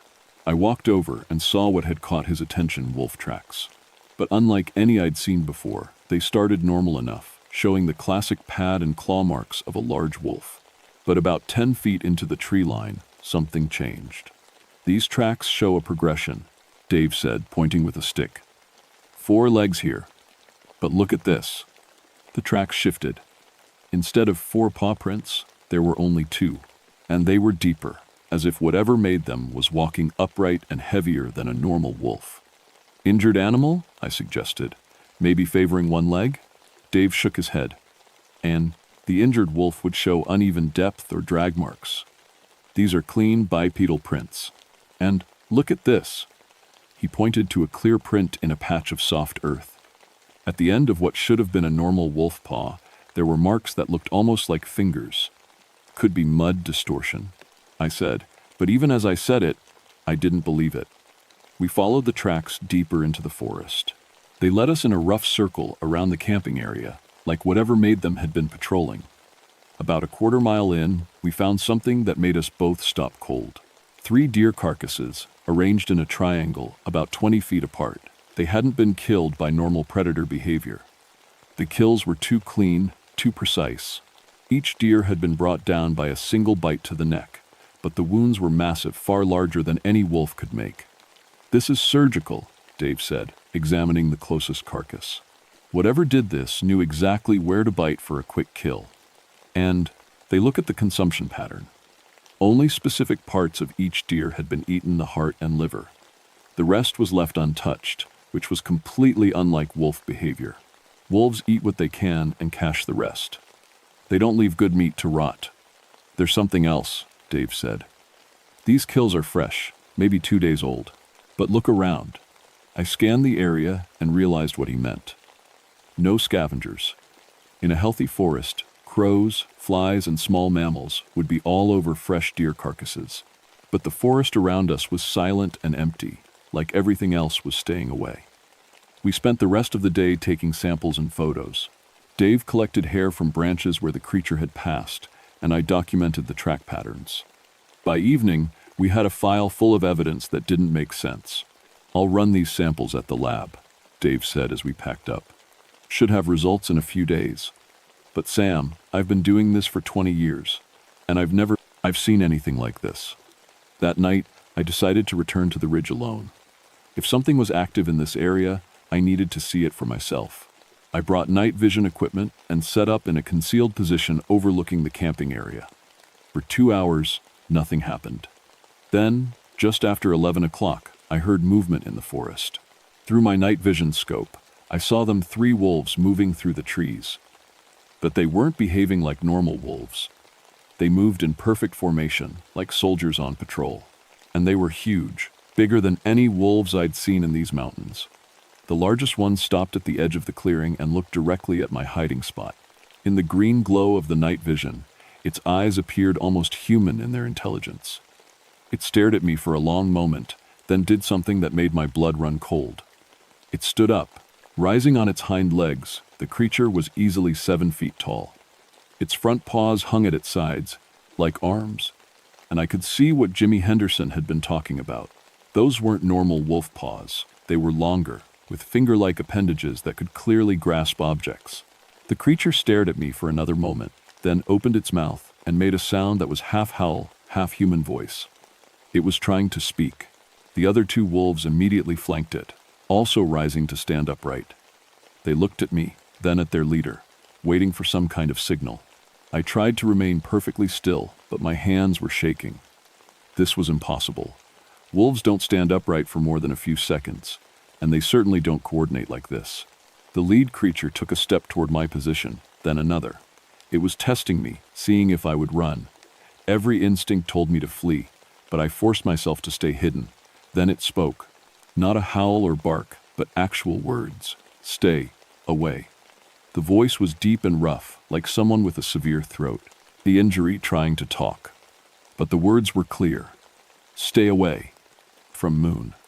I must have made a noise, because all 3 creatures immediately turned toward me. The leader actually pointed with its elongated fingers directly at my hiding spot. "Sam, Moonridge," it said, and my heart nearly stopped. "You know too much," I broke. 14 years of ranger training went out the window, and I ran. Crashing through the forest, I made it to my Jeep and tore down the mountain trail without looking back. At home, I sat in my kitchen with a bottle of whiskey, trying to process what I'd seen. It knew my name. It had spoken to me in English, and it had warned me about the moon. The harvest moon was still 10 days away. I called Dave, even though it was past midnight. "Sam? What's wrong?" Dave, I need those lab results as soon as possible.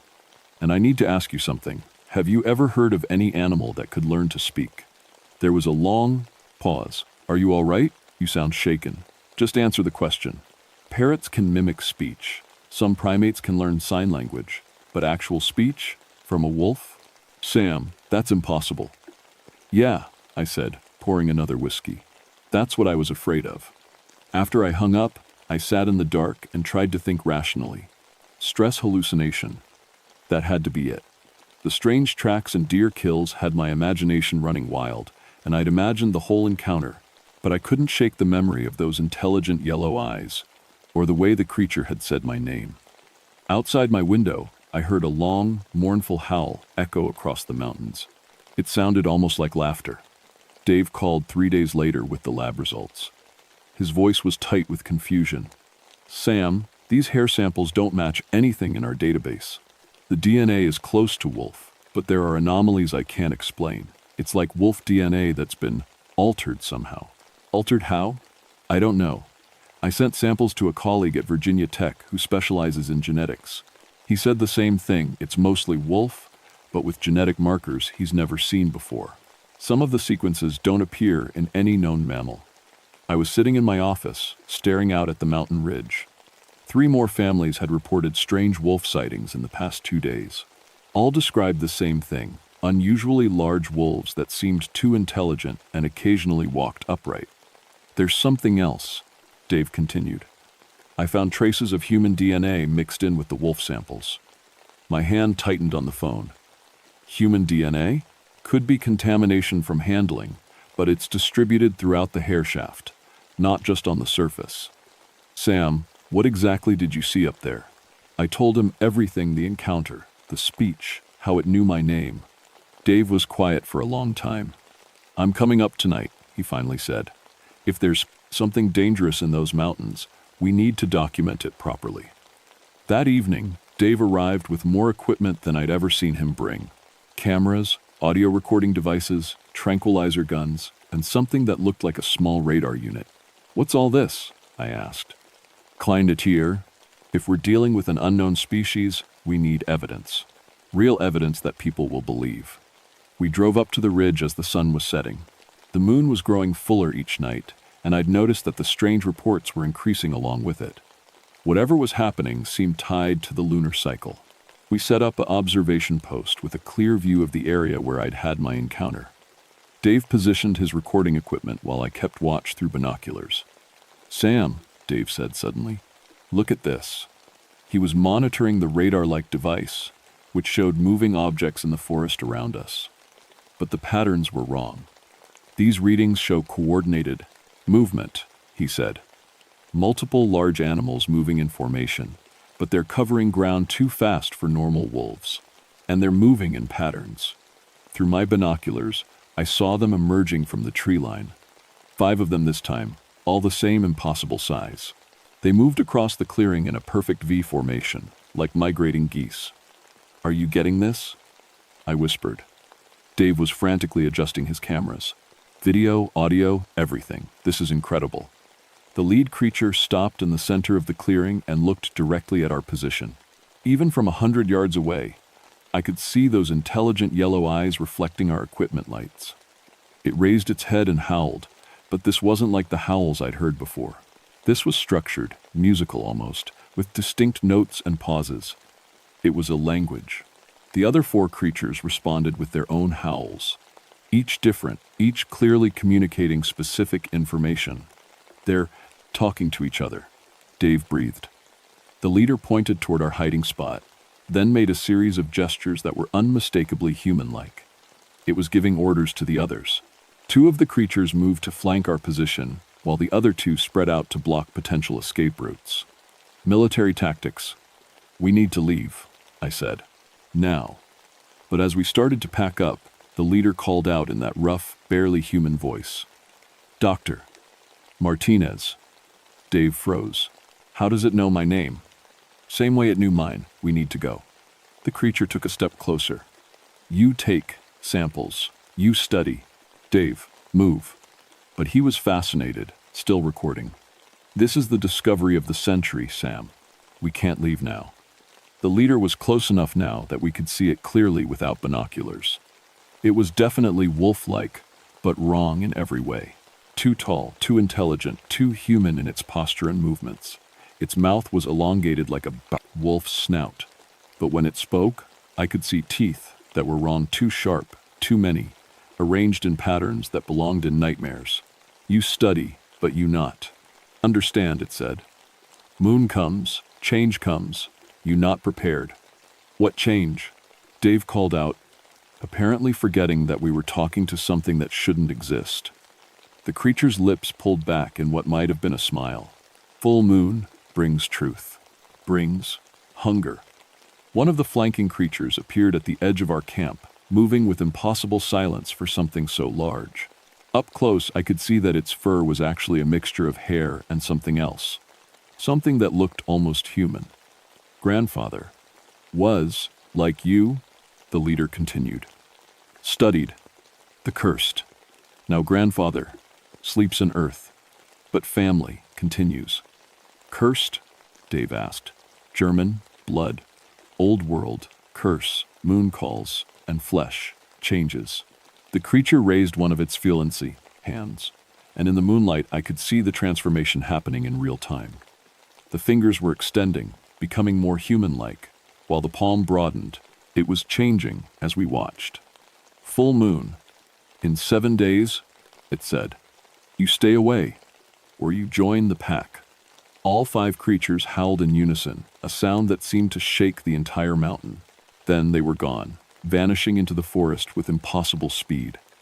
Dave and I sat in stunned silence for several minutes. Did you get all that? I finally asked. Every word, every image. Dave was reviewing his recordings with shaking hands.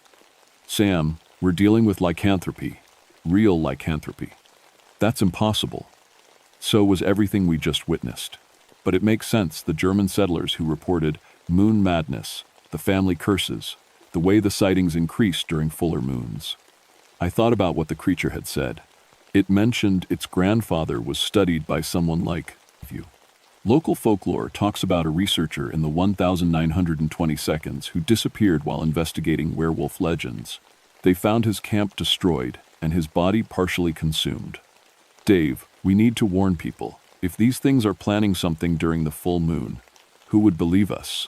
We need more evidence, more documentation. But I was thinking about the families camping in these mountains, the children who came to my stargazing programs. We have 7 days to figure out how to protect people. Dave was already packing his equipment. I'm going to research everything I can find about lycanthropy, especially in Appalachian folklore. There has to be something about how to fight them or protect against them. As we drove down the mountain, I looked back at the ridge. In the moonlight, I could see 5 silhouettes standing at the tree line, watching us leave. The harvest moon was 6 days away. Dave spent the next 5 days buried in research while I tried to convince my supervisor to close the camping areas during the full moon. Without evidence he'd believe, I had to be creative. Ranger safety protocols suggest avoiding night programs during peak wildlife activity, I argued. Bears are getting ready for winter, and we've had unusual wolf behavior. My supervisor, Bill Henderson, was skeptical but agreed to limit camping to designated areas closer to the ranger station. It wasn't enough, but it was something. On the night before the full moon, Dave returned with a stack of old books and photocopied documents. I found records from the 1920 seconds researcher, he said. Dr. Heinrich Müller, a German immigrant who came here specifically to study lycanthropy. His final notes mention a family named Steinberg who carried the curse. The same family the creature mentioned? Has to be.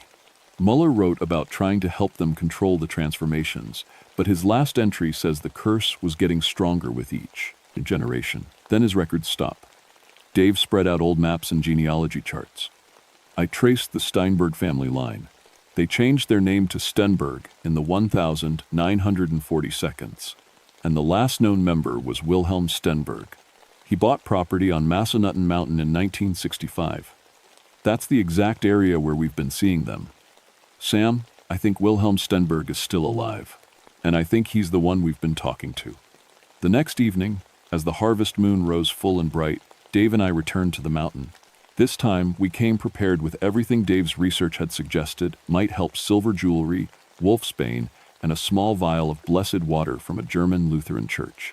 According to Muller's notes, lycanthropes retain human consciousness during transformation, Dave explained. They're not mindless monsters.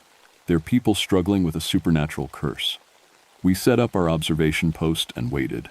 The forest was eerily quiet, no insects, no small animal sounds, nothing but the wind in the trees. At exactly midnight, they appeared. But this time, there were more than 5. I counted at least 12 creatures moving through the forest, all the massive bipedal wolf things we'd encountered before. They moved with purpose, heading toward the camping areas near the ranger station. "They're going after the campers," I said. Dave grabbed his equipment. "We have to warn them."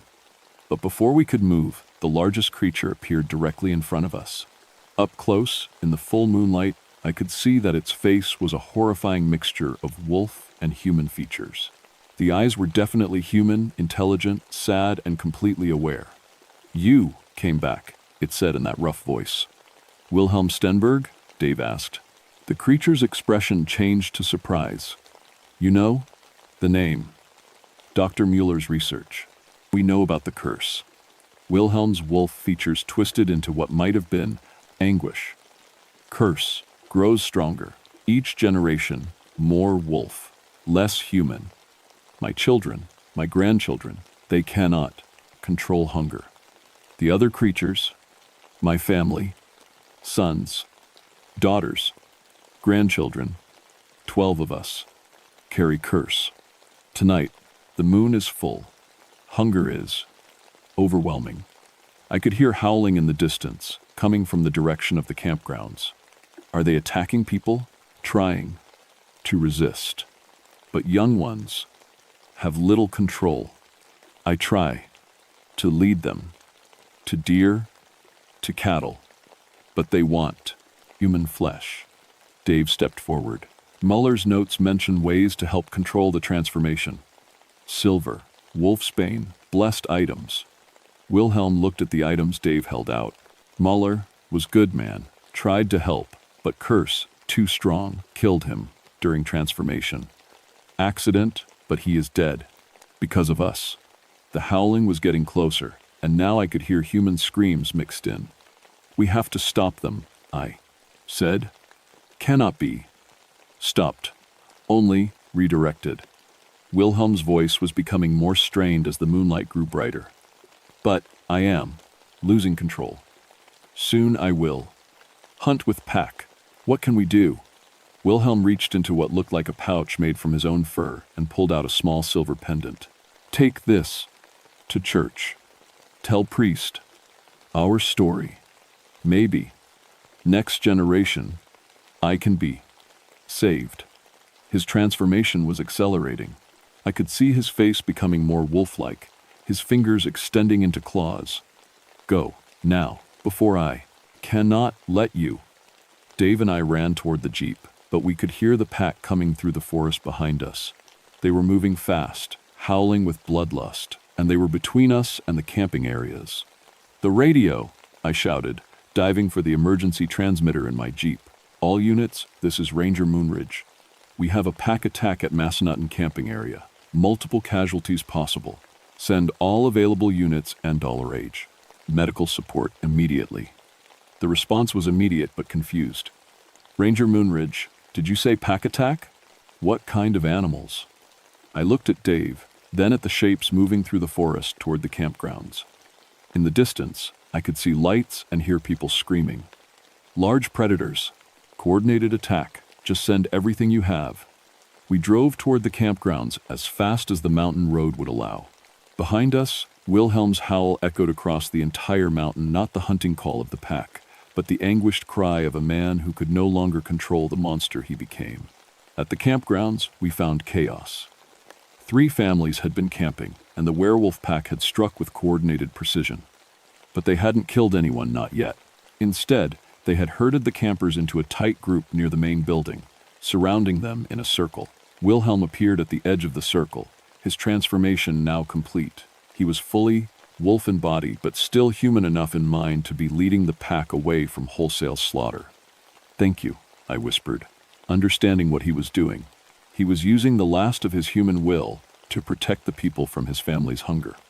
Police and medical units were arriving, their lights and sirens confusing the werewolf pack.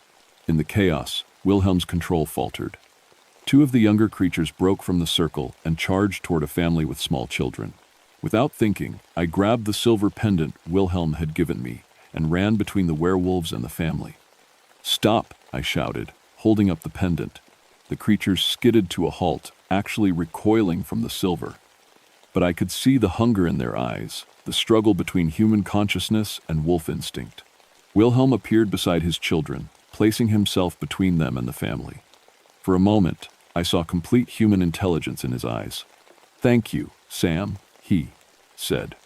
Then he howled a command that sent the entire pack fleeing into the forest. By dawn, the official report would list the incident as a coordinated attack by a rabid wolf pack. But I knew the truth, and I had Wilhelm's pendant to prove it. The official investigation concluded that an unusually large pack of wolves, possibly affected by rabies, had exhibited coordinated hunting behavior. All campers survived with minor injuries, though several required treatment for shock. Dave and I kept Wilhelm's secret, but we didn't ignore it. I arranged for the camping areas around Unspoken Mountain to be closed during full moon periods, citing increased predator activity during lunar cycles. My supervisor approved the measure after the attack, and it remains in effect today. Dave found a German Lutheran minister in Harrisonburg who was familiar with Old World folklore. Pastor Kramer took Wilhelm's pendant and agreed to research historical methods for breaking generational curses. He also arranged for monthly food deliveries to be left at specific locations on the mountain livestock that had died naturally.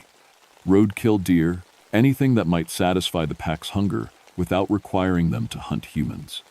I changed my patrol schedule to include regular checks of the Stenberg property during full moons, not to hunt them, but to serve as an early warning system. If the pack ever began moving toward populated areas, I would know first. 6 months later, I found Wilhelm waiting for me during one of these patrols. He was in human form, an elderly man in his 70s with sad, intelligent eyes. "The hunger is less," he told me. "The meat you provide, it helps. My grandchildren, they learn control. Pastor Kramer is still researching ways to break the curse entirely." Wilhelm nodded. "Perhaps next generation will be free. My great-grandchildren, they are young. Maybe there is hope." I learned that the Stenberg family had been managing their curse for over 200 years, moving from place to place when people became suspicious. They chose Unspoken Mountain for its isolation and established their property far from hiking trails and camping areas. "We are not monsters by choice," Wilhelm explained. "We try to harm no one. But the curse, it grows stronger. Each generation, more wolf than the last." Dave's continued research revealed that the lycanthropy curse was real but rare, affecting perhaps a dozen families across the eastern United States. Most, like the Stenbergs, tried to live peacefully and isolated lives. But climate change and expanding development were making isolation harder to maintain. The Harvest Moon incident, as Dave and I came to call it, changed both of our lives. I became part of an informal network of park rangers, wildlife officials, and researchers who quietly monitor and protect supernatural families trying to live normal lives. Dave left veterinary practice to become a full-time researcher of supernatural genetics, funded by a private foundation that prefers to remain anonymous. We learned that the world contains more mysteries than most people can imagine, and that some of those mysteries are trying their best not to hurt anyone. Every October, when the harvest moon rises full and bright over Unspoken Mountain, I make sure to schedule a night patrol, not to hunt monsters, but to check on neighbors who happen to transform under moonlight. Sometimes, if I listen carefully to the wind in the trees, I can hear distant howls that sound almost like "thank you." The camping restrictions remain in effect, and families still come to my stargazing programs during safer moon phases. I teach them about constellations and planets, and sometimes, when the night is particularly clear and beautiful, I think about Wilhelm's great-grandchildren and hope that they're looking up at the same stars, dreaming of a future where the tone, the life, curse no longer defines their lives. But I never forget that some legends are real, and some monsters are just people trying to protect the world from what they become. The harvest moon will rise again next month, and I'll be ready.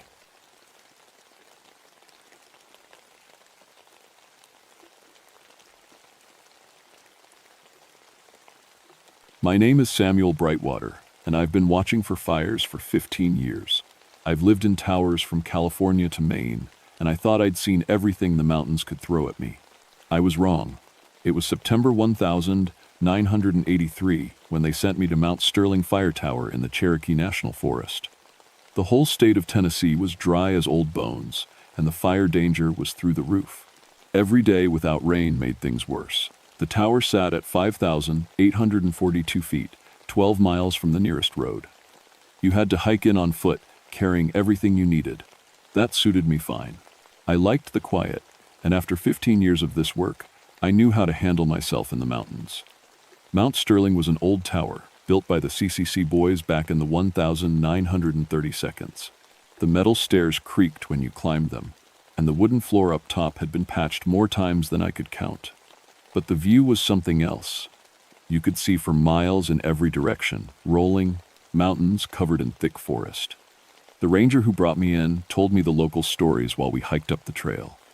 Old-timers say the last keeper never left, he said, breathing hard from the climb. Thomas McKellar died at his post during the big fire in 1943.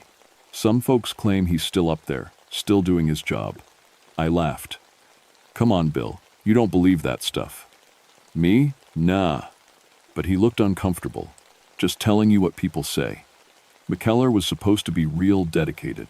Never missed a day, never left the tower during fire season.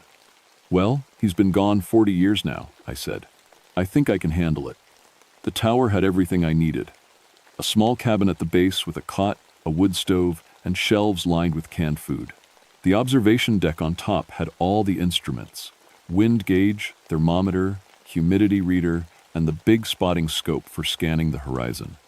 There was also an old brass radio that looked like it belonged in a museum. Does this thing still work?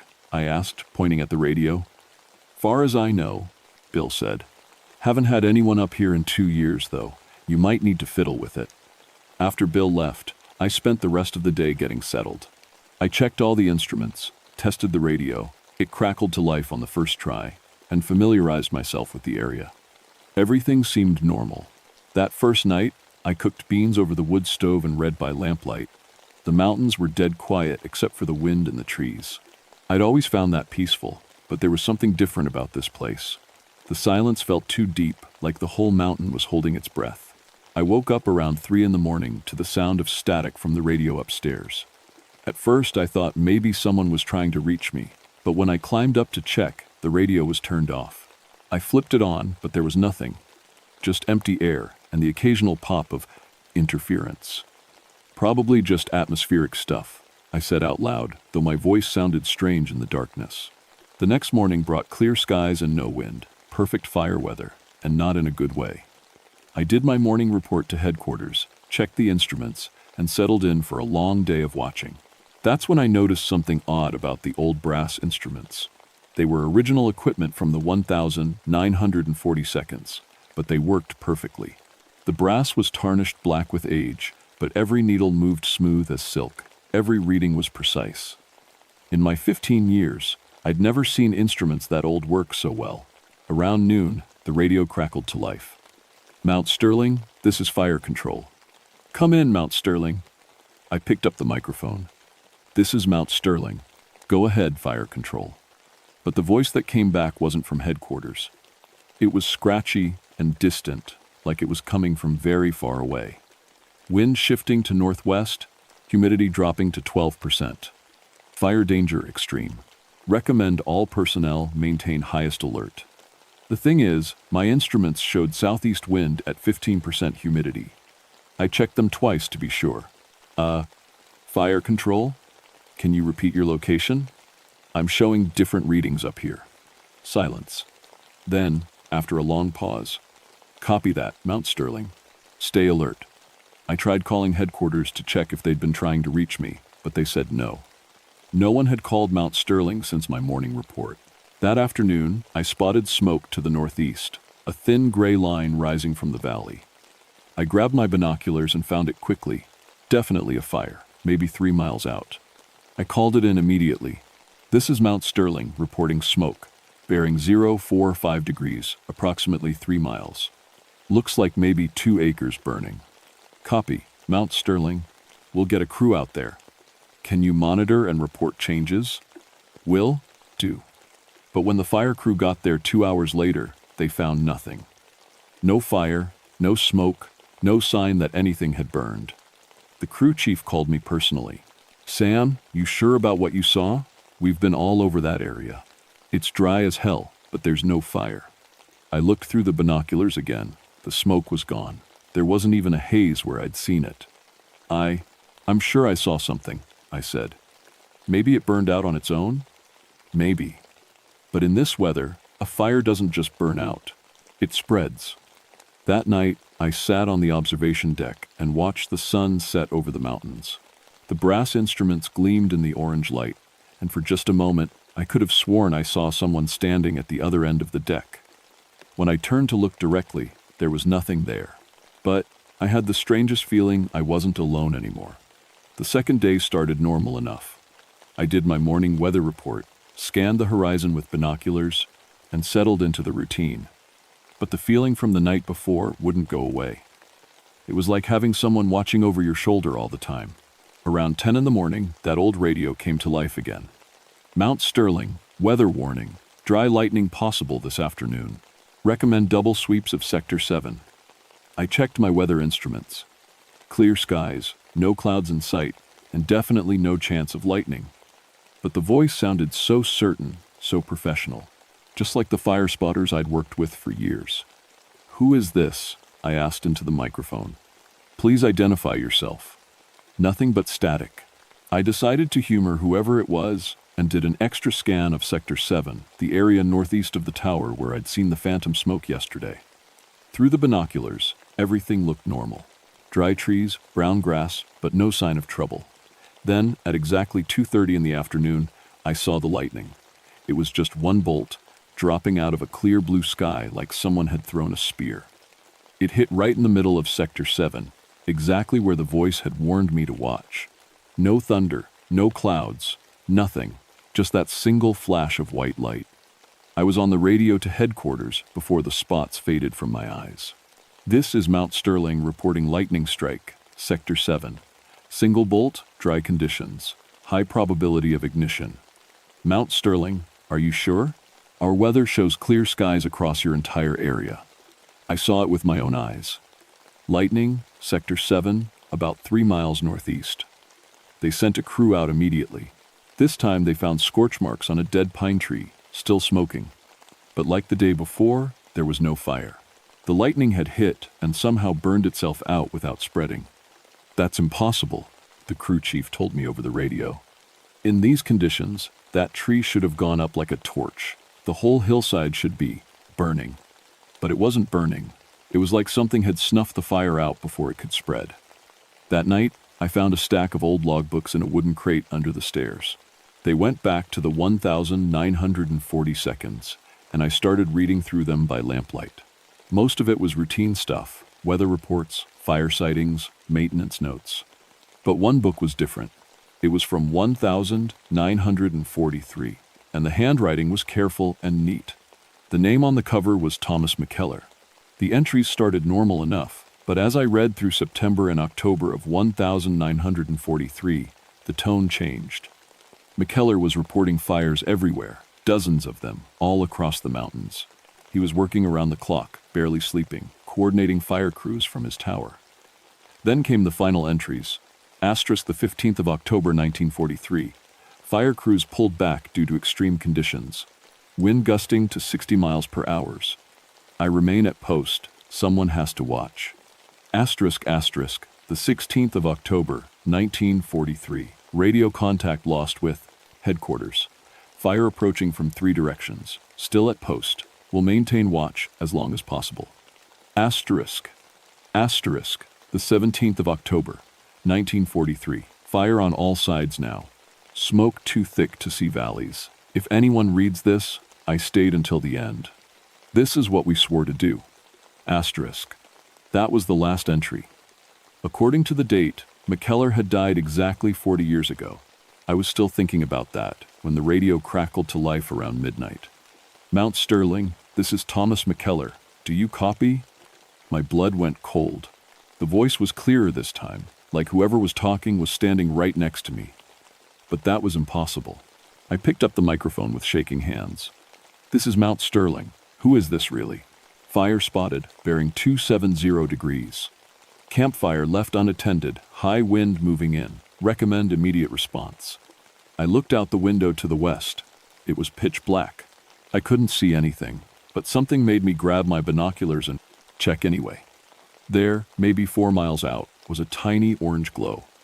A campfire, just like the voice had said, and the wind was definitely picking up. I called it in, and the response crew found exactly what the voice had described. A campfire that some hikers had left burning when they went to sleep. In another hour, with the rising wind, it could have started a fire that would have burned for weeks. When the crew radioed back to confirm, I tried the radio again. Thomas McKellar, do you copy? Who are you? Well, this time the answer came clear as day. I'm the keeper of this tower, same as you, and I'm still doing my job. I didn't sleep that night. I sat in the observation deck, watching the darkness and listening to the wind. Every now and then, I thought I heard footsteps on the metal stairs, but when I looked, there was no one there. The next morning, I found something that made my hands shake. Sitting on the instrument panel was a brass compass that hadn't been there the night before. It was old and tarnished, just like the other instruments, and engraved on the back were the initials TM. I was starting to understand that I wasn't alone on this mountain. Thomas McKellar was still here, still watching for fires, still protecting these mountains 40 years after his death. The question was, what did he want from me? The answer came that afternoon when I spotted real smoke, a thick black column rising from the valley to the south. This time, when I called it in, they found a genuine fire, a big one. The wind was pushing it uphill, and it was spreading fast. Mount Sterling, we need constant updates on fire behavior. The incident commander radioed. You're our eyes up there. For the next 6 hours, I tracked that fire. But I wasn't tracking it alone. The radio kept crackling with updates in Thomas McKellar's voice, giving me information I couldn't possibly know. Wind shifts before they happened, spot fires before. I could see them. Safe routes for the crews when they got trapped. Every time McKellar spoke, I relayed the information to headquarters. Every time, he was right. By evening, they had the fire contained. The incident commander called me personally. Sam, I don't know how you did it, but your spotting today was incredible. You called wind shifts before our weather stations saw them. You spotted fires before our aircraft could see them. Where did you learn to read fire behavior like that? I looked at the brass instruments gleaming in the sunset, and I swear I could see a faint outline of a man in an old forestry uniform standing beside them. I had help, I said. The fire season was getting worse by the day. Every morning brought lower humidity, higher temperatures, and more dead trees ready to burn. And every day, Thomas McKellar's presence got stronger. I started seeing him more clearly. At first, it was just glimpses out of the corner of my eye. A figure in an old, brown uniform, moving around the observation deck. But by the end of my first week, I could see him almost solid during the hottest part of the day, when the fire danger was highest.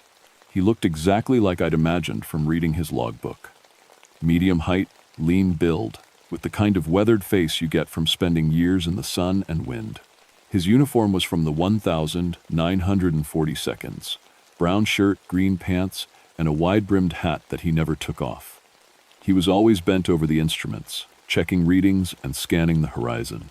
The strange thing was, he never acknowledged me directly. He'd give his fire reports over the radio, point out things I needed to watch, but when I tried to talk to him face to face, he'd fade away like smoke. Why won't you talk to me? I asked one afternoon when his outline was particularly clear. He looked up from the brass barometer and stared right at me for a long moment. His eyes were sad and tired, like someone who hadn't slept in 40 years. Too much work to do, he said, and his voice sounded like it was coming from the bottom of a well. Always too much work. Then he pointed southwest. and I saw smoke rising from a valley I hadn't checked in hours. Another fire, and McKellar had spotted it before me again. The fires were getting bigger and more frequent. What started as small grass fires and abandoned campfires had turned into something more serious. Every day brought new blazes, and every day it got harder to contain them. The whole region was like a powder keg waiting for a spark. But McKellar seemed to know where every fire would start before it happened. He'd warn me about lightning strikes in clear weather, point out campfires left burning miles away, and somehow sense when power lines were about to snap and throw sparks. "How do you know?" I asked him one evening. This time he didn't fade away. 40 years of watching, he said. You learn to feel it in the air. The mountain tells you where the trouble is coming. But you're dead? He almost smiled.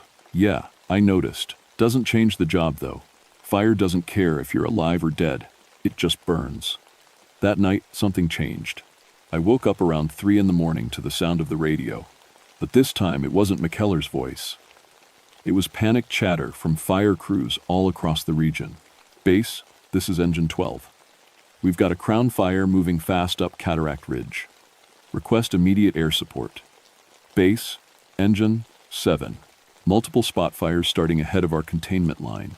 This thing is jumping all over. All units, be advised. Winds gusting to 45 miles per hour and increasing. Fire behavior extreme and unpredictable. I ran up to the observation deck and saw what they were talking about. The whole southern horizon was glowing orange. It wasn't just one fire anymore. It was dozens, all running together into one massive blaze. And the wind was pushing it, straight toward populated areas. McKellar was standing at the railing, watching the flames. But for the first time since I'd been there, he looked worried. This is bad, he said. Worse than 43. Winds too strong, fires moving too fast. What can we do? He turned to me, and I could see right through him to the fires beyond. This is why I'm still here. This is the one I couldn't stop before. Over the radio, the reports kept getting worse. The fire had jumped a major highway. Whole neighborhoods were being evacuated. Aircraft couldn't fly because of the smoke and wind. And it was still growing. Mount Sterling, this is Incident Command, came a voice I'd never heard before. We need you to evacuate immediately. Fire is moving up the north slopes toward your position. I looked at McKellar. He was shaking his head. You should go, he said. I can handle this. No. I surprised myself with how certain I sounded. You've been doing this alone for years. Maybe it's time for help. For the next 12 hours, we worked together like we'd been partners for years. McKellar would spot the fires I couldn't see, predict wind changes before they happened, and somehow know exactly where the fire would jump next. I'd relay the information to the crews, coordinate airdrops when the smoke cleared enough, and track the overall progress of the blaze. But this fire was different from the others. It was smart, almost alive. Every time the crews thought they had it surrounded, it would find a way out. Every time they set up a fire break, it would jump over or go around. It was like the fire was trying to reach something specific. It's heading for the old growth, McKellar said around noon, pointing to a valley about 10 miles north. There's trees in there older than the Cherokee. If it gets that far, it'll burn for months. I understood then why he was still here. This wasn't just about protecting property or even people. McKellar was protecting something ancient and irreplaceable, something that once burned could never be replaced. How do we stop it? He was quiet for a long time, watching the flames creep closer to the old forest. Finally, he spoke. There's only one way, but you're not going to like it. Tell me. We have to give it something else to burn. Something it wants more than those trees. I didn't understand what he meant until he pointed at the fire tower itself. No, I said. There has to be another way. 40 years I've been keeping small fires from becoming big ones, McKellar said. But this one's different. This one needs to be fed to be stopped. The tower's the highest point for miles. Fire always wants to go up. We give it the tower. It'll draw the main fire away from the old growth. What about you? He smiled, and for the first time he looked peaceful. I've been tied to this place for 40 years. Maybe it's time to let go. The fire reached the Jenner, base of Mount Sterling, just after sunset. I could hear it coming long before I could see it, a sound like a freight train mixed with a waterfall. When it finally came into view, It was like looking at the end of the world. McKellar stood beside me on the observation deck, solid as he'd ever been. The brass instruments glowed orange in the firelight, and the old radio crackled with desperate reports from crews who couldn't understand how the fire had moved so fast. "You should go now," McKellar said. "Get down the back trail while you still can." But I couldn't leave. Not after everything we'd been through together. "We both started this job the same way," I told him, "swearing to protect these mountains. I'm not breaking that oath now." He looked at me for a long moment, then nodded. "Then, let's finish it." The fire hit the tower just after midnight.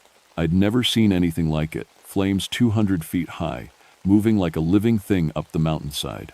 The heat was so intense I could feel it burning my lungs even from inside the observation deck.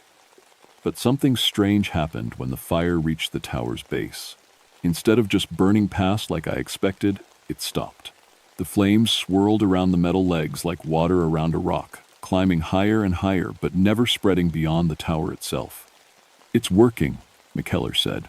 He was more solid now than I'd ever seen him, like the fire was feeding his presence as much as the wood and metal. "The fire recognizes this place. It knows what happened here." Through the radio, I could hear the amazement in the fire crew's voices. "Command, this is Aircraft 12. The main fire has stopped advancing." "Repeat." "The main fire has stopped. It's all concentrating on the fire tower. All ground crews be advised, fire behavior has changed completely. Main blaze is stationary. All spot fires are moving back toward the tower location." It was true. Every fire we could see from the observation deck was changing direction, flowing like rivers of flame toward Mount Sterling.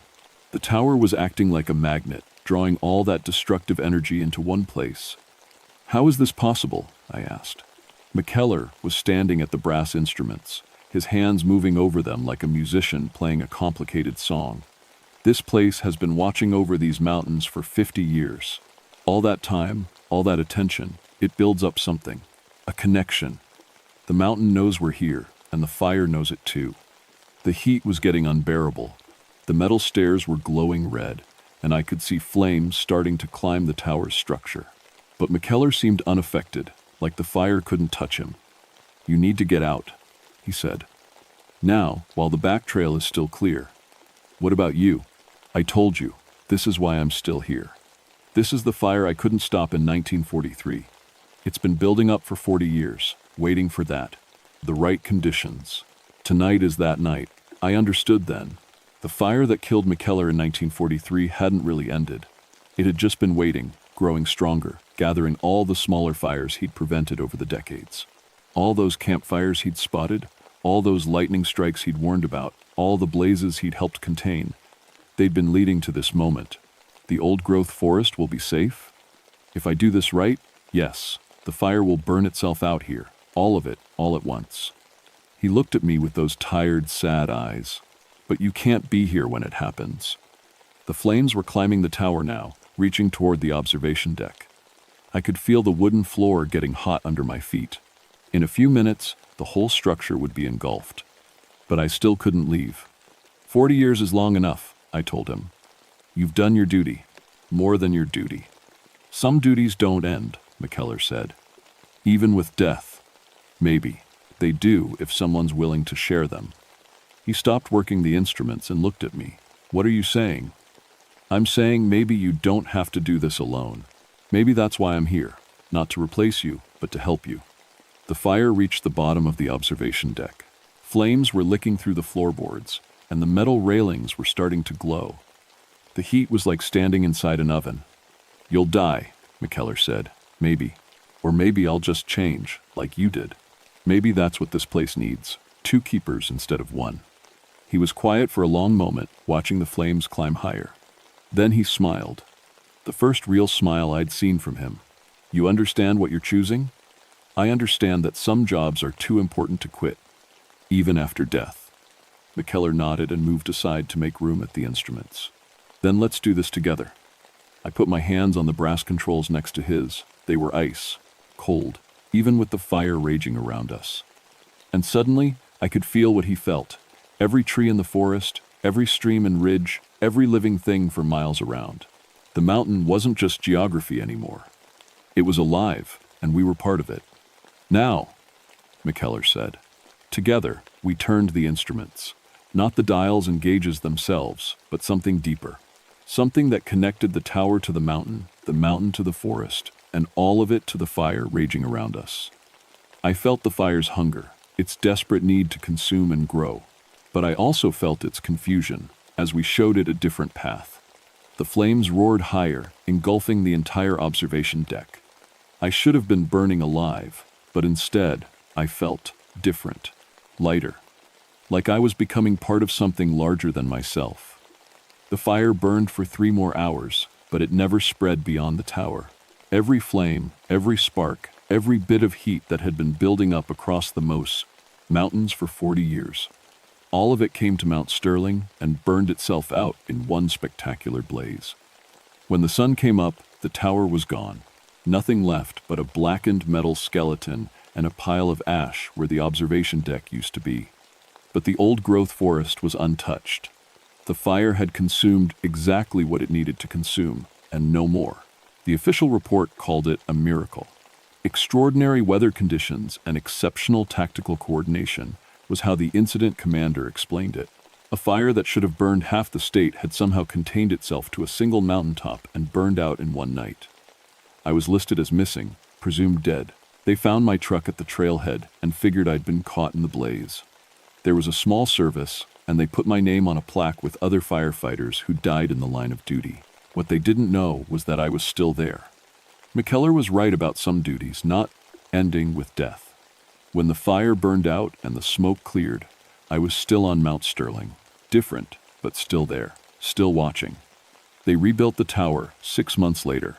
New metal, new instruments, new observation deck. But they kept some of the old brass equipment, the pieces that had somehow survived the fire without even getting tarnished. The new firekeeper, a young woman named Sarah Martinez, thought they were just antiques. She couldn't see us at first. That came later, during her second week, when the fire danger got high and she really needed help. That's when McKellar appeared to her, just like he'd appeared to me. And that's when she started noticing me too, a second figure in the observation deck, helping watch for fires. 2 keepers, she said, the first time she could see us both clearly. That's why this place feels so safe. McKellar and I work in shifts now. He takes the daylight hours, when the fire danger is highest. I take the nights, watching for lightning and campfires and all the small fires that can become big ones. Between us, we cover every hour, every season, every moment when these mountains need protection. The job is easier with 2, but it's not easy. There are always fires to watch for, always dangers to spot before they spread. But there's something satisfying about it too. Something right. Sarah asks us questions sometimes, when she's working late and we're both visible, about what it's like being dead, about whether we miss being alive, about how long we'll have to stay. The truth is, I don't know, maybe forever, maybe just until the next keeper who's willing to make the same choice we made. But I'm not worried about it anymore. Some jobs are too important to leave to the living. Some places need watchers who can't be transferred or reassigned or scared away. And some duties really don't end with death. They just change shape. Every morning, when Sarah does her weather report and starts her daily scan of the horizon, McKellar and I check the old brass instruments. They still work perfectly, reading things the modern equipment can't measure. Things like the mountain's mood, the forest's health, and the fire's hunger.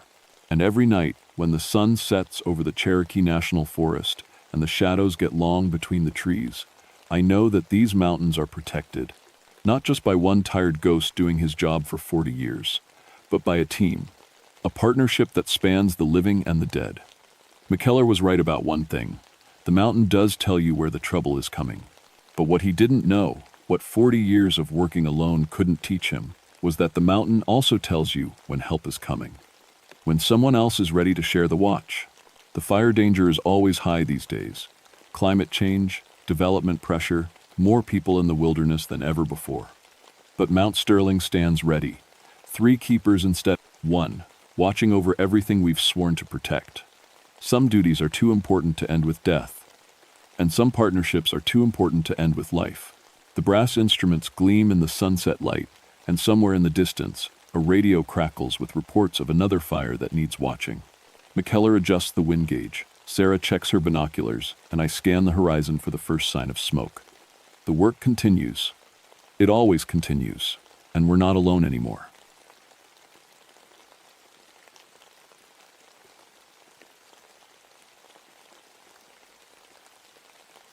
My name is Robert Ashworth, and I've been a park ranger for 13 years. I love my job because I get to help families have safe, happy times in nature. The Great Smoky Mountains are beautiful, but they can be dangerous if you don't know what you're doing. I work in the backcountry section near Cataract Falls. It's a 6-mile hike to get there, and once you're in that hollow, you're pretty much on your own. No radio contact, no cell phone signal, just you and the mountains. People always ask me about the ghost stories. Every park has them, and ours is about children, dead children, supposedly. The locals say Cherokee kids died in that hollow way back in 1838 during something called the Trail of Tears. They claim these ghost children still play in the woods, looking for new friends. I always tell families the same thing. Ghost children stories are just parents' guilt over camping accidents. I should know. I've got 3 kids of my own, Emma, who's 8, Tommy, who's 6, and baby Sarah, who just turned 2. My wife Lisa worries when I'm out there alone, but I've never had a serious incident in all my years. Sure, kids get scraped up, families get lost sometimes, but nothing I couldn't handle. That changed in late October of 1963. The first family was the Hendersons, mom, dad, and their 8-year-old daughter Kelly. They'd been camping for 2 nights when Mr. Henderson came stumbling into my cabin around dawn, looking like he hadn't slept. "Ranger, we need to talk," he said. His hands were shaking as he lit a cigarette. "It's about Kelly. She's been talking to other children." I poured him some coffee and sat down. "What other children? There's only one family camping in this section right now, and that's you folks." "That's what I told my wife," he said. "But Kelly insists she's been playing with 3 other kids, 2 boys and a girl. She knows their names, Johnny, Michael, and Little Bird. She's been drawing pictures to them." He pulled out a small sketch pad. Kelly had drawn 3 children in old-fashioned clothes. The kind of clothes kids might have worn 100 years ago. The detail was amazing for an 8-year-old. She'd even drawn the boy's suspenders and the girl's long dress. "Kids have great imaginations," I said, but something about the drawings bothered me. "Where does she say she met them?" "Down by the stream. She says they taught her games." Mr. Henderson stubbed out his cigarette. "Here's the thing, Ranger. Last night, Kelly almost walked right off the cliff edge behind our tent. When I grabbed her, she said she was following her new friends to their secret place. That got my attention. A sleepwalking child near a cliff was serious business. "I'll come take a look," I said. "Maybe check the area for any other campers I missed." The Henderson campsite was neat and well organized. Mrs. Henderson was packing up while Kelly sat on a log, humming to herself. The little girl, he looked up when she saw me. "Hi, Ranger Bob," she said brightly. "Did you come to meet my friends?" "I'd like to hear about them," I said, kneeling down to her level. "Where are they now?" Kelly pointed toward the tree line. "They don't like grown-ups much. They only play when it's just kids around." "What games do you play?" "Hide and seek, mostly. And follow the leader. Johnny is really good at hiding. Sometimes I can hear him laughing, but I can't find him anywhere." Mrs. Henderson looked worried. "She's been talking to empty air, Ranger, having whole conversations with nobody there." I spent the next hour searching the area around their camp. No sign of any other people. No footprints except the Henderson family's boots. But as I walked deeper into the hollow, something felt wrong. The temperature dropped about 15 degrees near the stream. Not unusual for mountains, but it was a sharp change. More strange was the silence. No birds, no squirrels. Even the wind seemed afraid to make noise in that particular spot. I found myself standing in a small clearing beside the water. The ground was covered in frost, which was odd since it had been a warm day. And there, clear as anything in the white frost, were small barefoot prints, child-sized. The prints led right to the edge of the stream, then stopped. I followed the stream bank for 50 yards in each direction. No more prints. When I got back to the Henderson camp, Kelly was drawing again. This time she'd drawn 4 children holding hands, herself and 3 others in those same old-fashioned clothes. "Kelly," I said carefully, "can you tell me what your friends look like?" "Johnny has brown hair and freckles. Michael is taller and has a scar on his chin. Little Bird has the prettiest long black hair, and she knows songs in a funny language." The descriptions were so detailed, so specific, not like a child's imaginary friends at all. "Are they cold?" I asked. "Do they wear coats?" Kelly shook her head. "They're always cold. They asked if I wanted to come play in their warm place under the water. They said it's nice there." A chill ran down my spine that had nothing to do with the mountain air. I helped the Hendersons pack up and escorted them back to the main trail. As we walked away from the hollow, the normal forest sounds gradually returned. Birds chirping, leaves rustling, the comfortable noise of a healthy woods. But Kelly kept looking back over her shoulder, waving at empty air. "Bye, Johnny. Bye, Michael. Bye, Little Bird," she called out. "I'll come back and play soon." That night, I sat in my cabin writing up the incident report. Standard procedure for any family with safety concerns. But I couldn't shake the image of those small footprints in the frost, appearing from nowhere and disappearing at the water's edge. Outside my window, the October wind was picking up, making the trees creak and sway. Somewhere in the distance, I could have sworn I heard the faint sound of children laughing. But that was impossible. The hollow was empty now, wasn't it? 3 days later, the Kowalski family arrived. Polish immigrants who'd saved up all year for their first camping trip in America. The father, Stan, spoke broken English, but was determined to give his family the real American experience. His wife Martha worried constantly, and their 7-year-old son David was excited about everything. I helped them set up camp in the same area the Hendersons had used. It was the flattest, safest spot in the hollow, with good access to the stream for water. I didn't mention the previous family's experience. No point scaring them with stories. "Beautiful place," Dan said in his thick accent. "David, he loves the outdoors." "Just keep an eye on him near the water," I warned. "Mountain streams can be tricky." That first night passed quietly. I made my usual evening rounds, and everything seemed normal. The Kowalskis had built a proper fire and were roasting marshmallows. David was showing his parents constellations he'd learned in school. The trouble started the next morning. I was splitting firewood behind my cabin when I heard Martha Kowalski screaming. I dropped the axe and ran toward their campsite, expecting to find someone hurt. Instead, I found Martha standing at the edge of the tree line, calling for David. Stan was searching around their tent, his face pale with worry. "He was right here," Martha said when she saw me. "Eating breakfast, right here at the picnic table." I went to get him more orange juice from the cooler, and when I turned around, he was gone. "How long?" I asked. 2 minutes. Maybe 3. A 7-year-old boy couldn't get far in 3 minutes. I started calling David's name while checking the obvious danger spots, the cliff edge, the deeper parts of the stream. That's when I heard him answer. "I'm here, Mama." The danger stream, the voice came from the forest, but it sounded distant and echoey, like he was calling from inside a cave. "David," Martha shouted, "come back right now." "I can't," his voice drifted back. "I'm playing a game. We have to find the warm place first." Stan and I crashed through the underbrush toward the sound of David's voice. But every time we got close, the voice seemed to move. We'd hear him laughing to our left, then calling from somewhere up ahead, then giggling off to our right. "David, this isn't funny," I yelled. "Come here right now." But they said you wouldn't understand.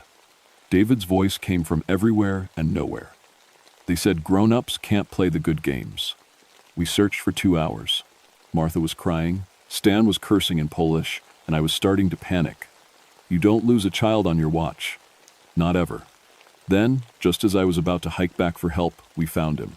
David was sitting on a fallen log beside the stream, about a 1/4 mile from camp. He was soaking wet and blue with cold, but smiling like he'd just had the best time of his life. "David." Martha ran to him and wrapped him in her coat. "Where have you been? You're freezing." "I was playing with my new friends," David said through chattering teeth. "Johnny and Michael and Little Bird. They showed me their secret place under the water." Stan and I looked at each other. The same names Kelly Henderson had mentioned. "What do these friends look like?" I asked carefully. David's description matched Kelly's exactly. Brown-haired Johnny with freckles, tall Michael with a scar on his chin, little bird with long black hair who sang in a strange language. They're really good at hide and seek, David continued, and they know where to find the warm place. They said, if I come with them all the way under the water, I'll never be cold again. I helped Martha get David back to camp and into dry clothes. His body temperature was dangerously low. He needed immediate warming and medical attention. As I radioed for an emergency evacuation, I noticed something that made my blood run cold. David's wet footprints led from the stream to the log where we'd found him. But there were other prints in the muddy bank. Small, bare feet, child-sized. 4 sets of prints, David's boots and 3 sets of bare feet, side by side, like children holding hands. The evacuation helicopter arrived within an hour. As the medics loaded David onto a stretcher, he kept looking back toward the hollow. Tell them I'll come back, he said to me. Tell Johnny and Michael and Little Bird I'll come back and play when my mama isn't scared. After the helicopter left, I stood alone in the sudden quiet of the hollow. The Kowalskis were gone, their campsite empty except for the cold ashes of their fire. I walked down to the stream to examine those footprints more carefully. David's boot prints were clear in the mud. Beside them were 3 sets of smaller prints, just as I'd seen. But these prints were wrong somehow. First, they were too shallow. David's prints sank deep into the soft mud, showing his weight. The bare footprints barely dented the surface, as if made by children who weighed almost nothing. Second, the toe impressions were too perfect. Real feet would show irregularities, different pressure points. These looked like they'd been pressed into the mud by a cookie cutter. Third, and most disturbing of all, the bare footprints led into the stream and disappeared. But they didn't come out the other side. I checked every inch of the opposite bank. Those children had walked into the water and never walked out. That night, I sat in my cabin trying to write a rational incident report. Hypothermia could cause hallucinations. 7-year-old boys were notorious for wandering off and getting into trouble. There had to be a logical explanation. But I kept thinking about those footprints, and about Kelly, Henderson's drawings, and about the way both children had described their friends in identical detail. Around midnight, I heard something that made me put down my pen. Children's laughter, faint and distant, but definitely there. Coming from the direction of the stream, I grabbed my flashlight and stepped outside. The October air was crisp and still. Too still. Even the usual night sounds of the forest, owls hooting, branches creaking, small animals moving through the underbrush, had gone completely silent. The laughter came again, multiple voices this time. Happy, playful sounds that would have been perfectly normal during the day. But there were no children in the hollow. I'd evacuated the last family hours ago. I walked toward the stream, my flashlight beam cutting through the darkness. The laughter seemed to stay just ahead of me, always just out of reach. Hello? I called out. Is someone there? The laughter stopped instantly. The silence what followed was deeper than before, like the forest itself was holding its breath. I stood there for a long moment, listening. Then, very softly, I heard a child's voice. Ranger Bob? It was Kelly Henderson's voice. But Kelly was 50 miles away by now, safe in town with her parents. Ranger Bob, do you want to play with us? The voice was coming from the middle of the stream. I shined my flashlight toward the water. The beam seemed to bend and dim as it hit the surface, but I could see ripples spreading out from the center, as if someone was moving around in the water. We've been waiting for you, said another voice. A boy this time, with a slight accent. Johnny told us you might come. My hands were shaking so badly I could barely hold the flashlight steady. This wasn't possible. Children couldn't be standing in a mountain stream in October. The water temperature would kill them in minutes. Who are you? I managed to ask. We're the ones who play in the warm place, said a third voice. A girl with a musical quality to her words. We're the ones who never get cold anymore. Come play with us, Ranger Bob, Kelly's voice called again. Come see our secret place under the water. The ripples were getting bigger now, as if multiple children were moving around in the stream, but my flashlight showed nothing but dark water. I took a step backward, then another. Whatever this was, it wasn't natural. Don't go, the girl's voice pleaded. We get so lonely. We just want someone to play with.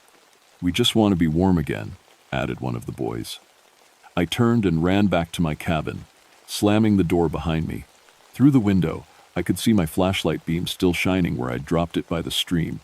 In that circle of light, the water was churning, like something was thrashing around just below the surface. But there was nothing there.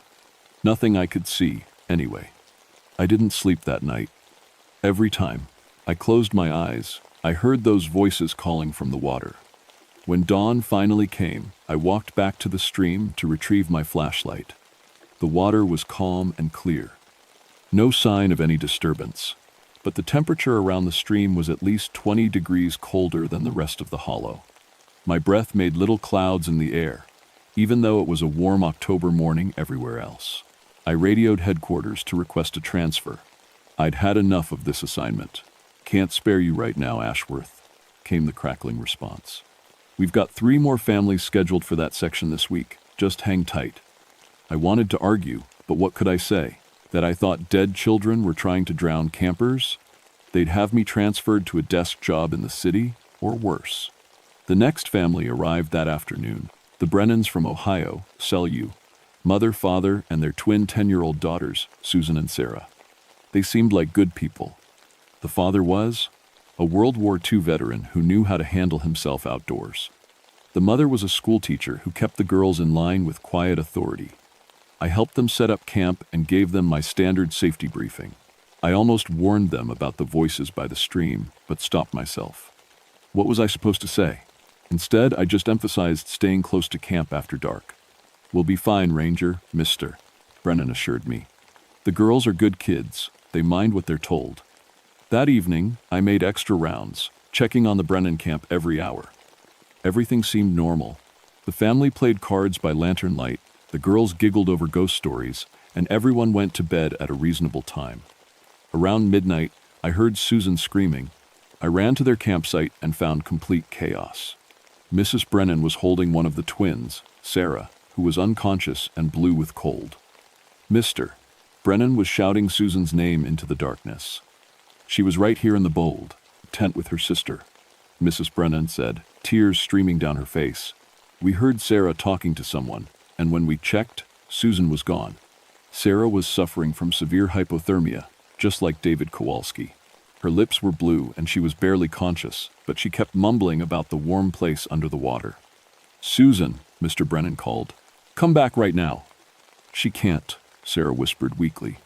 "They took her to show her the secret. They said if she likes it, she can stay forever." I grabbed my emergency radio and called for another medical evacuation. Then I organized a search. Mr. Brennan took the east side of the hollow, I took the west, and Mrs. Brennan stayed with Sarah. We searched for 3 hours. We called Susan's name until we were hoarse. We checked every possible hiding spot, every dangerous area, every inch of accessible terrain. Just before the rescue helicopter arrived, we found her. Susan was floating face down in the deepest part of the stream. Mr. Brennan dove in and pulled her out, but it was too late. She'd been in the freezing water too long. By the time the medics got there, Susan Brennan was dead. The official cause was accidental drowning. A 10-year-old girl sleepwalking into a mountain stream. It happened sometimes. Tragic, but not unusual. But I knew better. After the helicopter took the family away, I stood alone in the hollow and tried to make sense of what had happened. 3 families, 3 children who'd talked about the same imaginary friends, 2 near drownings and now 1 death. I walked down to the stream where we'd found Susan. The water was calm now, but I could see drag marks in the muddy bank. Small handprints in the soft earth, as if children had been pulling themselves up out of the water. Too many handprints. More than 3 children could have made. As I stood there, I heard a new voice from the water. "Thank you, Ranger Bob." It was Susan's voice. But Susan was dead. "Now I can play with them forever," she continued happily. "Now I'll never be cold again." I backed away from the stream, my heart pounding.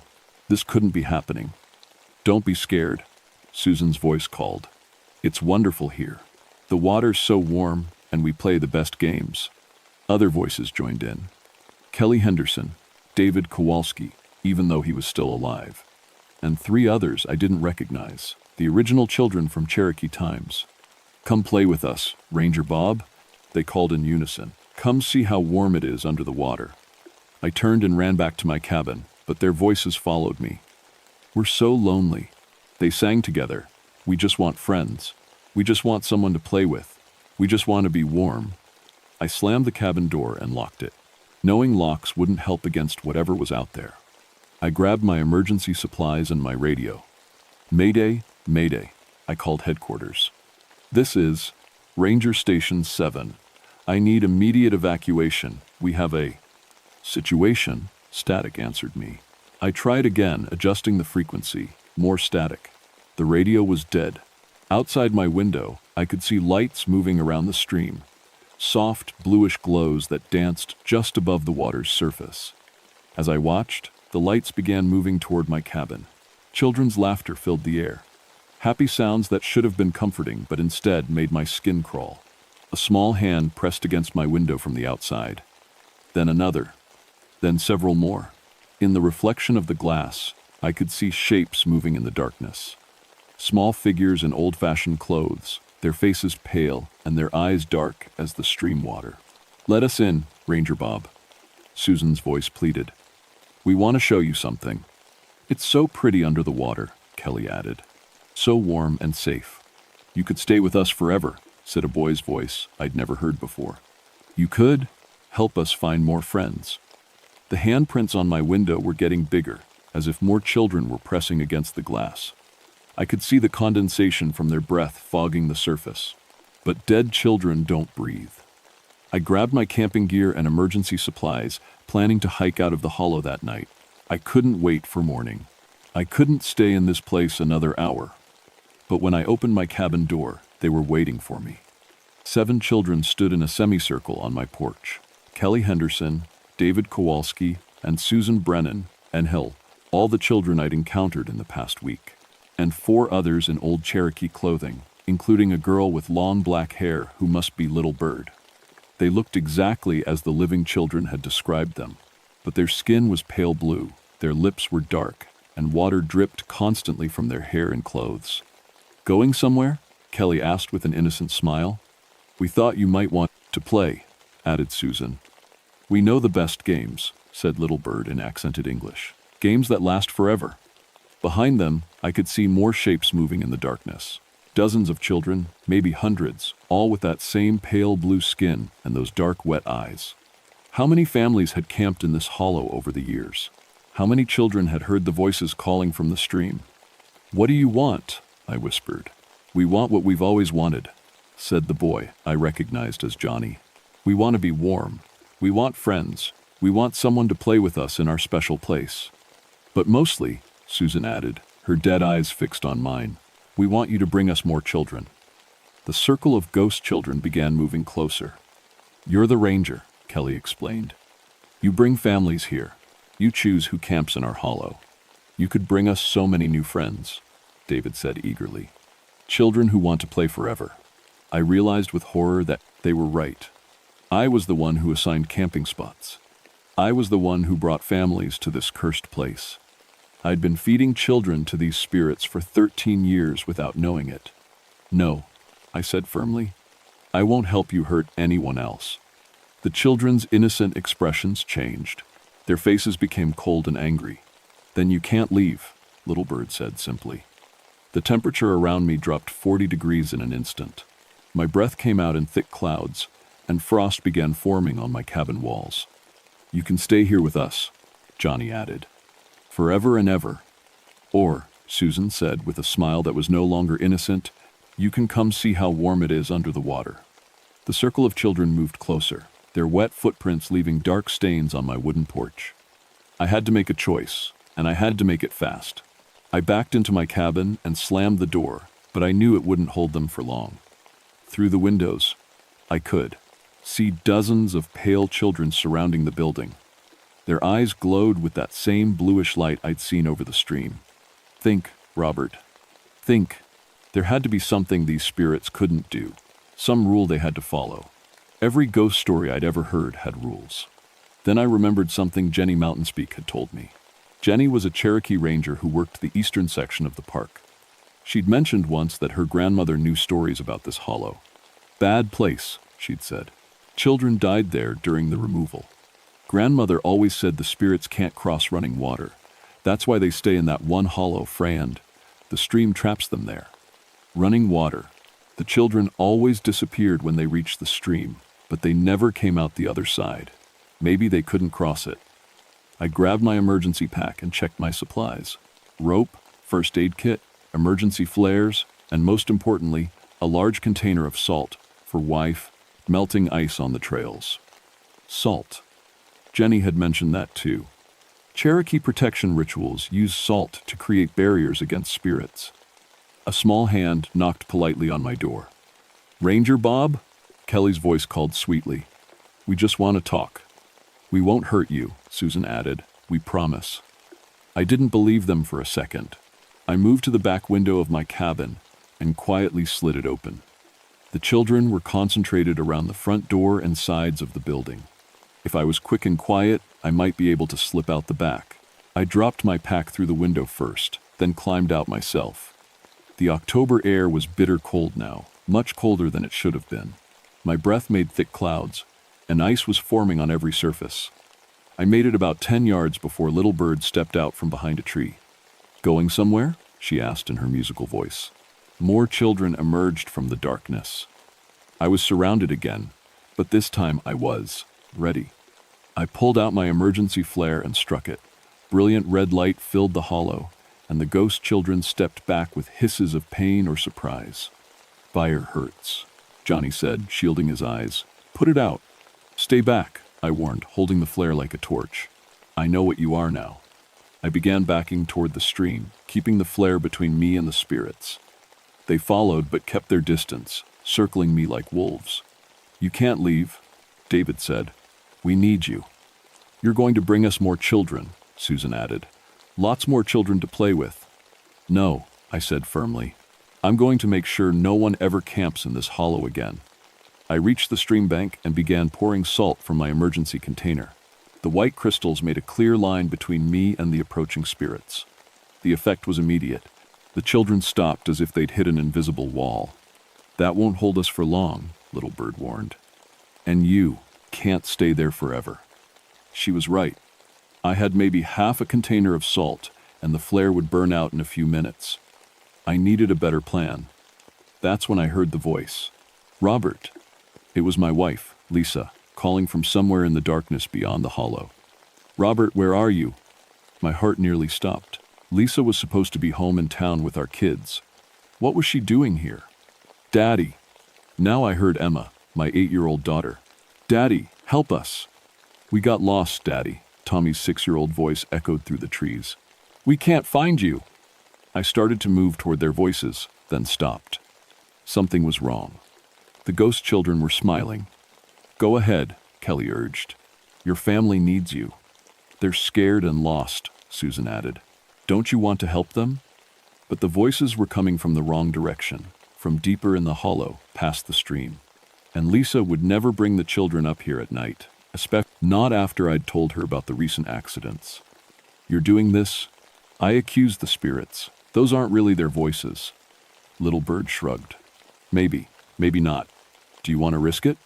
"Help us, Daddy." Emma's voice cried again. "The water's so cold." The sound of my daughter in distress nearly broke my resolve. Every instinct I had screamed at me to run toward her voice, to help her no matter what. But I held my ground. "If you hurt my family," I said quietly, "if you so much as touch them, I'll find a way to destroy every one of you." "You can't destroy us." Johnny laughed. "We're already dead, but your family isn't," David added with a cruel smile. That's when I realized the truth. The spirits weren't just trapped in this hollow. They were bound to it by the same force that kept them from crossing running water. The stream was both their prison and their protection. But what if the water stopped running? I looked upstream and saw what I was looking for. About 50 yards above the camping area, a beaver dam had partially blocked the flow. The water backed up behind it was deep and still, perfect for the spirits. But the dam itself looked old and unstable. I had an idea. A dangerous, probably suicidal idea. But it might be the only way to stop these things from killing more children. "You want me to stay?" I called to the spirits. You want me to bring you more victims? Yes, they said in unison. Stay with us forever. All right, I said. But first, I want to see your special place. I want to see this warm spot under the water you keep talking about. The children looked suspicious but intrigued. You'll come with us willingly? Little Bird asked. If you promise to leave my family alone, I lied. If you promise not to hurt any more children. We promise, Susan said quickly. Too quickly. I knew they were lying, but I needed them to think I believed them. Show me, I said. The ghost children led me upstream toward the deeper water behind the beaver dam. As we walked, I quietly loosened the straps on my pack and checked my remaining supplies. 2 more flares, a coil of rope, and my Park Service hatchet. The spirits gathered around the edge of the deep pool behind the dam. The water here was black and still, reflecting the pale faces of the dead children like a dark mirror. This is our home, Kelly explained. Down at the bottom, where it's always warm. Come see, David urged. Come swim with us. I stepped closer to the water's edge, pretending to be hypnotized by their voices. The children moved closer too, sensing victory. That's when I made my move. Instead of entering the water, I dove toward the beaver dam with my hatchet ready. The old wood and mud structure was more fragile than it looked. With a few hard swings, I broke through the main support logs. Water began rushing through the gap immediately. No, Little Bird screamed. What are you doing? Stop him, Johnny yelled. The ghost children rushed toward me, but they couldn't cross the flowing water that was now pouring through the broken dam. They could only watch helplessly as their deep, still pool began to drain. I kept chopping at the dam, widening the break. Water roared through the gap, carrying away logs and debris. The pool level dropped rapidly. Please, Susan begged. You don't understand. Without the deep water, we can't stay here.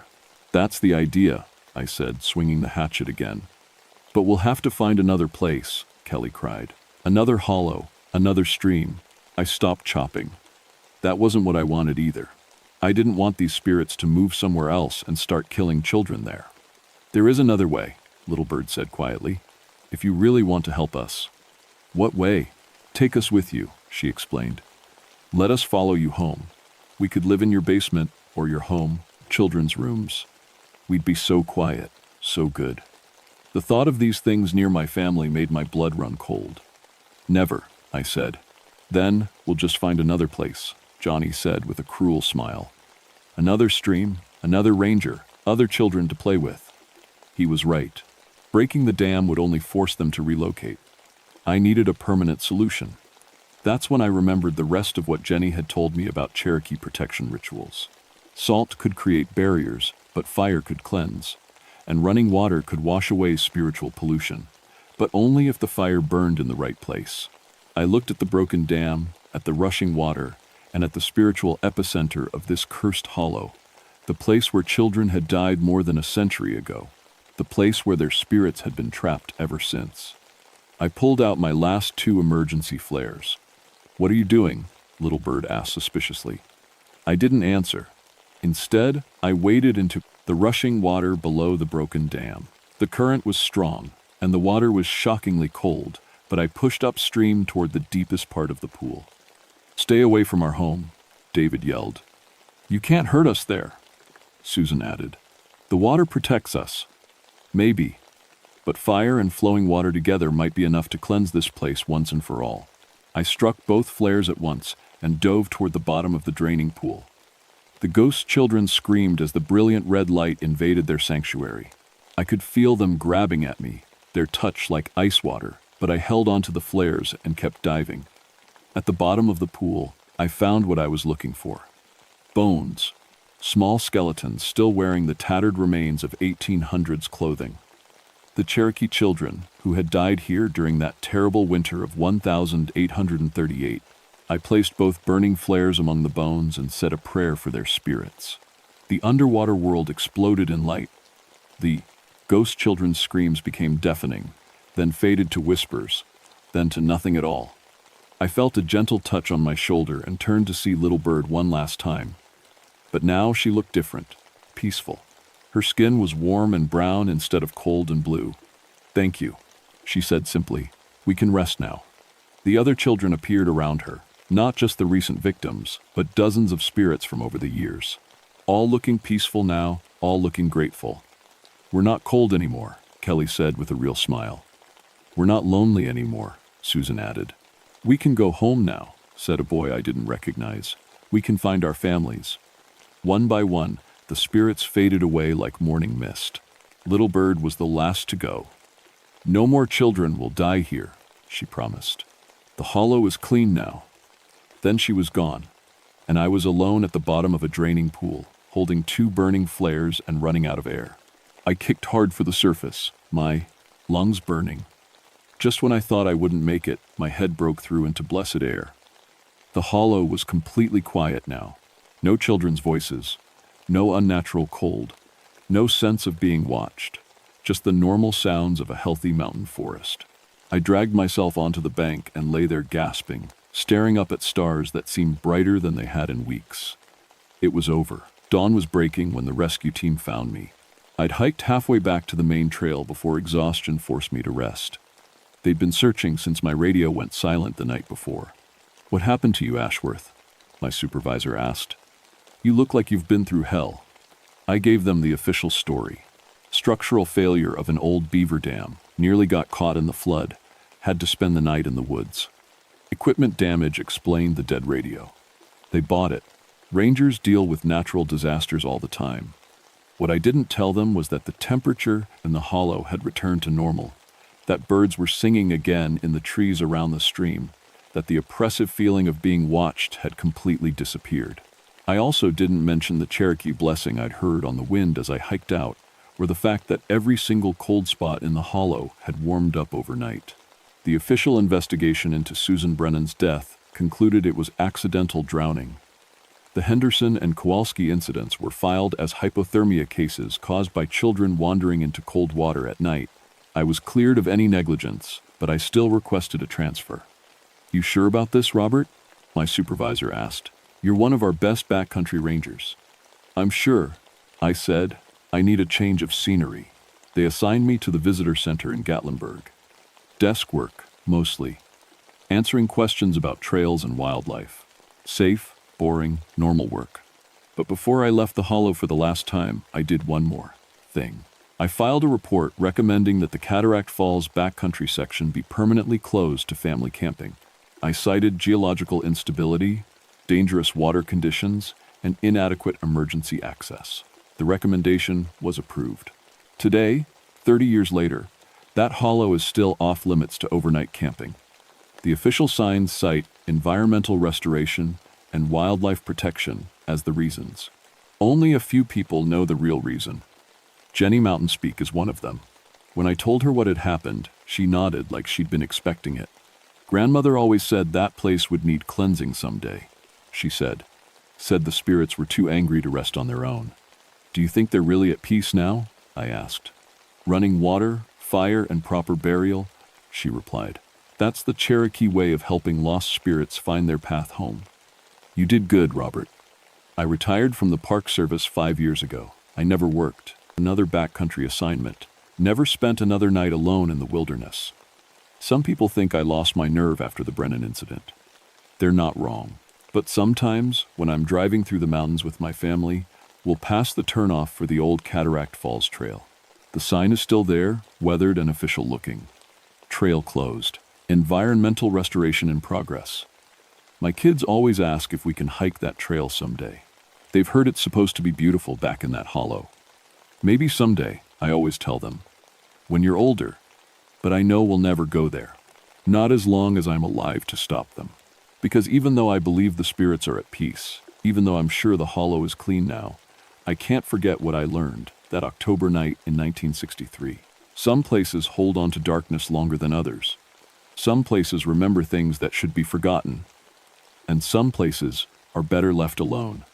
The Cherokee were right to avoid that hollow. They understood something that took me 13 years and 3 dead children to learn. When the forest goes quiet and the temperature drops for no reason, when children start talking to friends that aren't there, when voices call from dark water in the middle of the night, walk away. Just walk away. Because some games aren't meant for the living to play. And some friends are better left in the cold, dark places where they belong.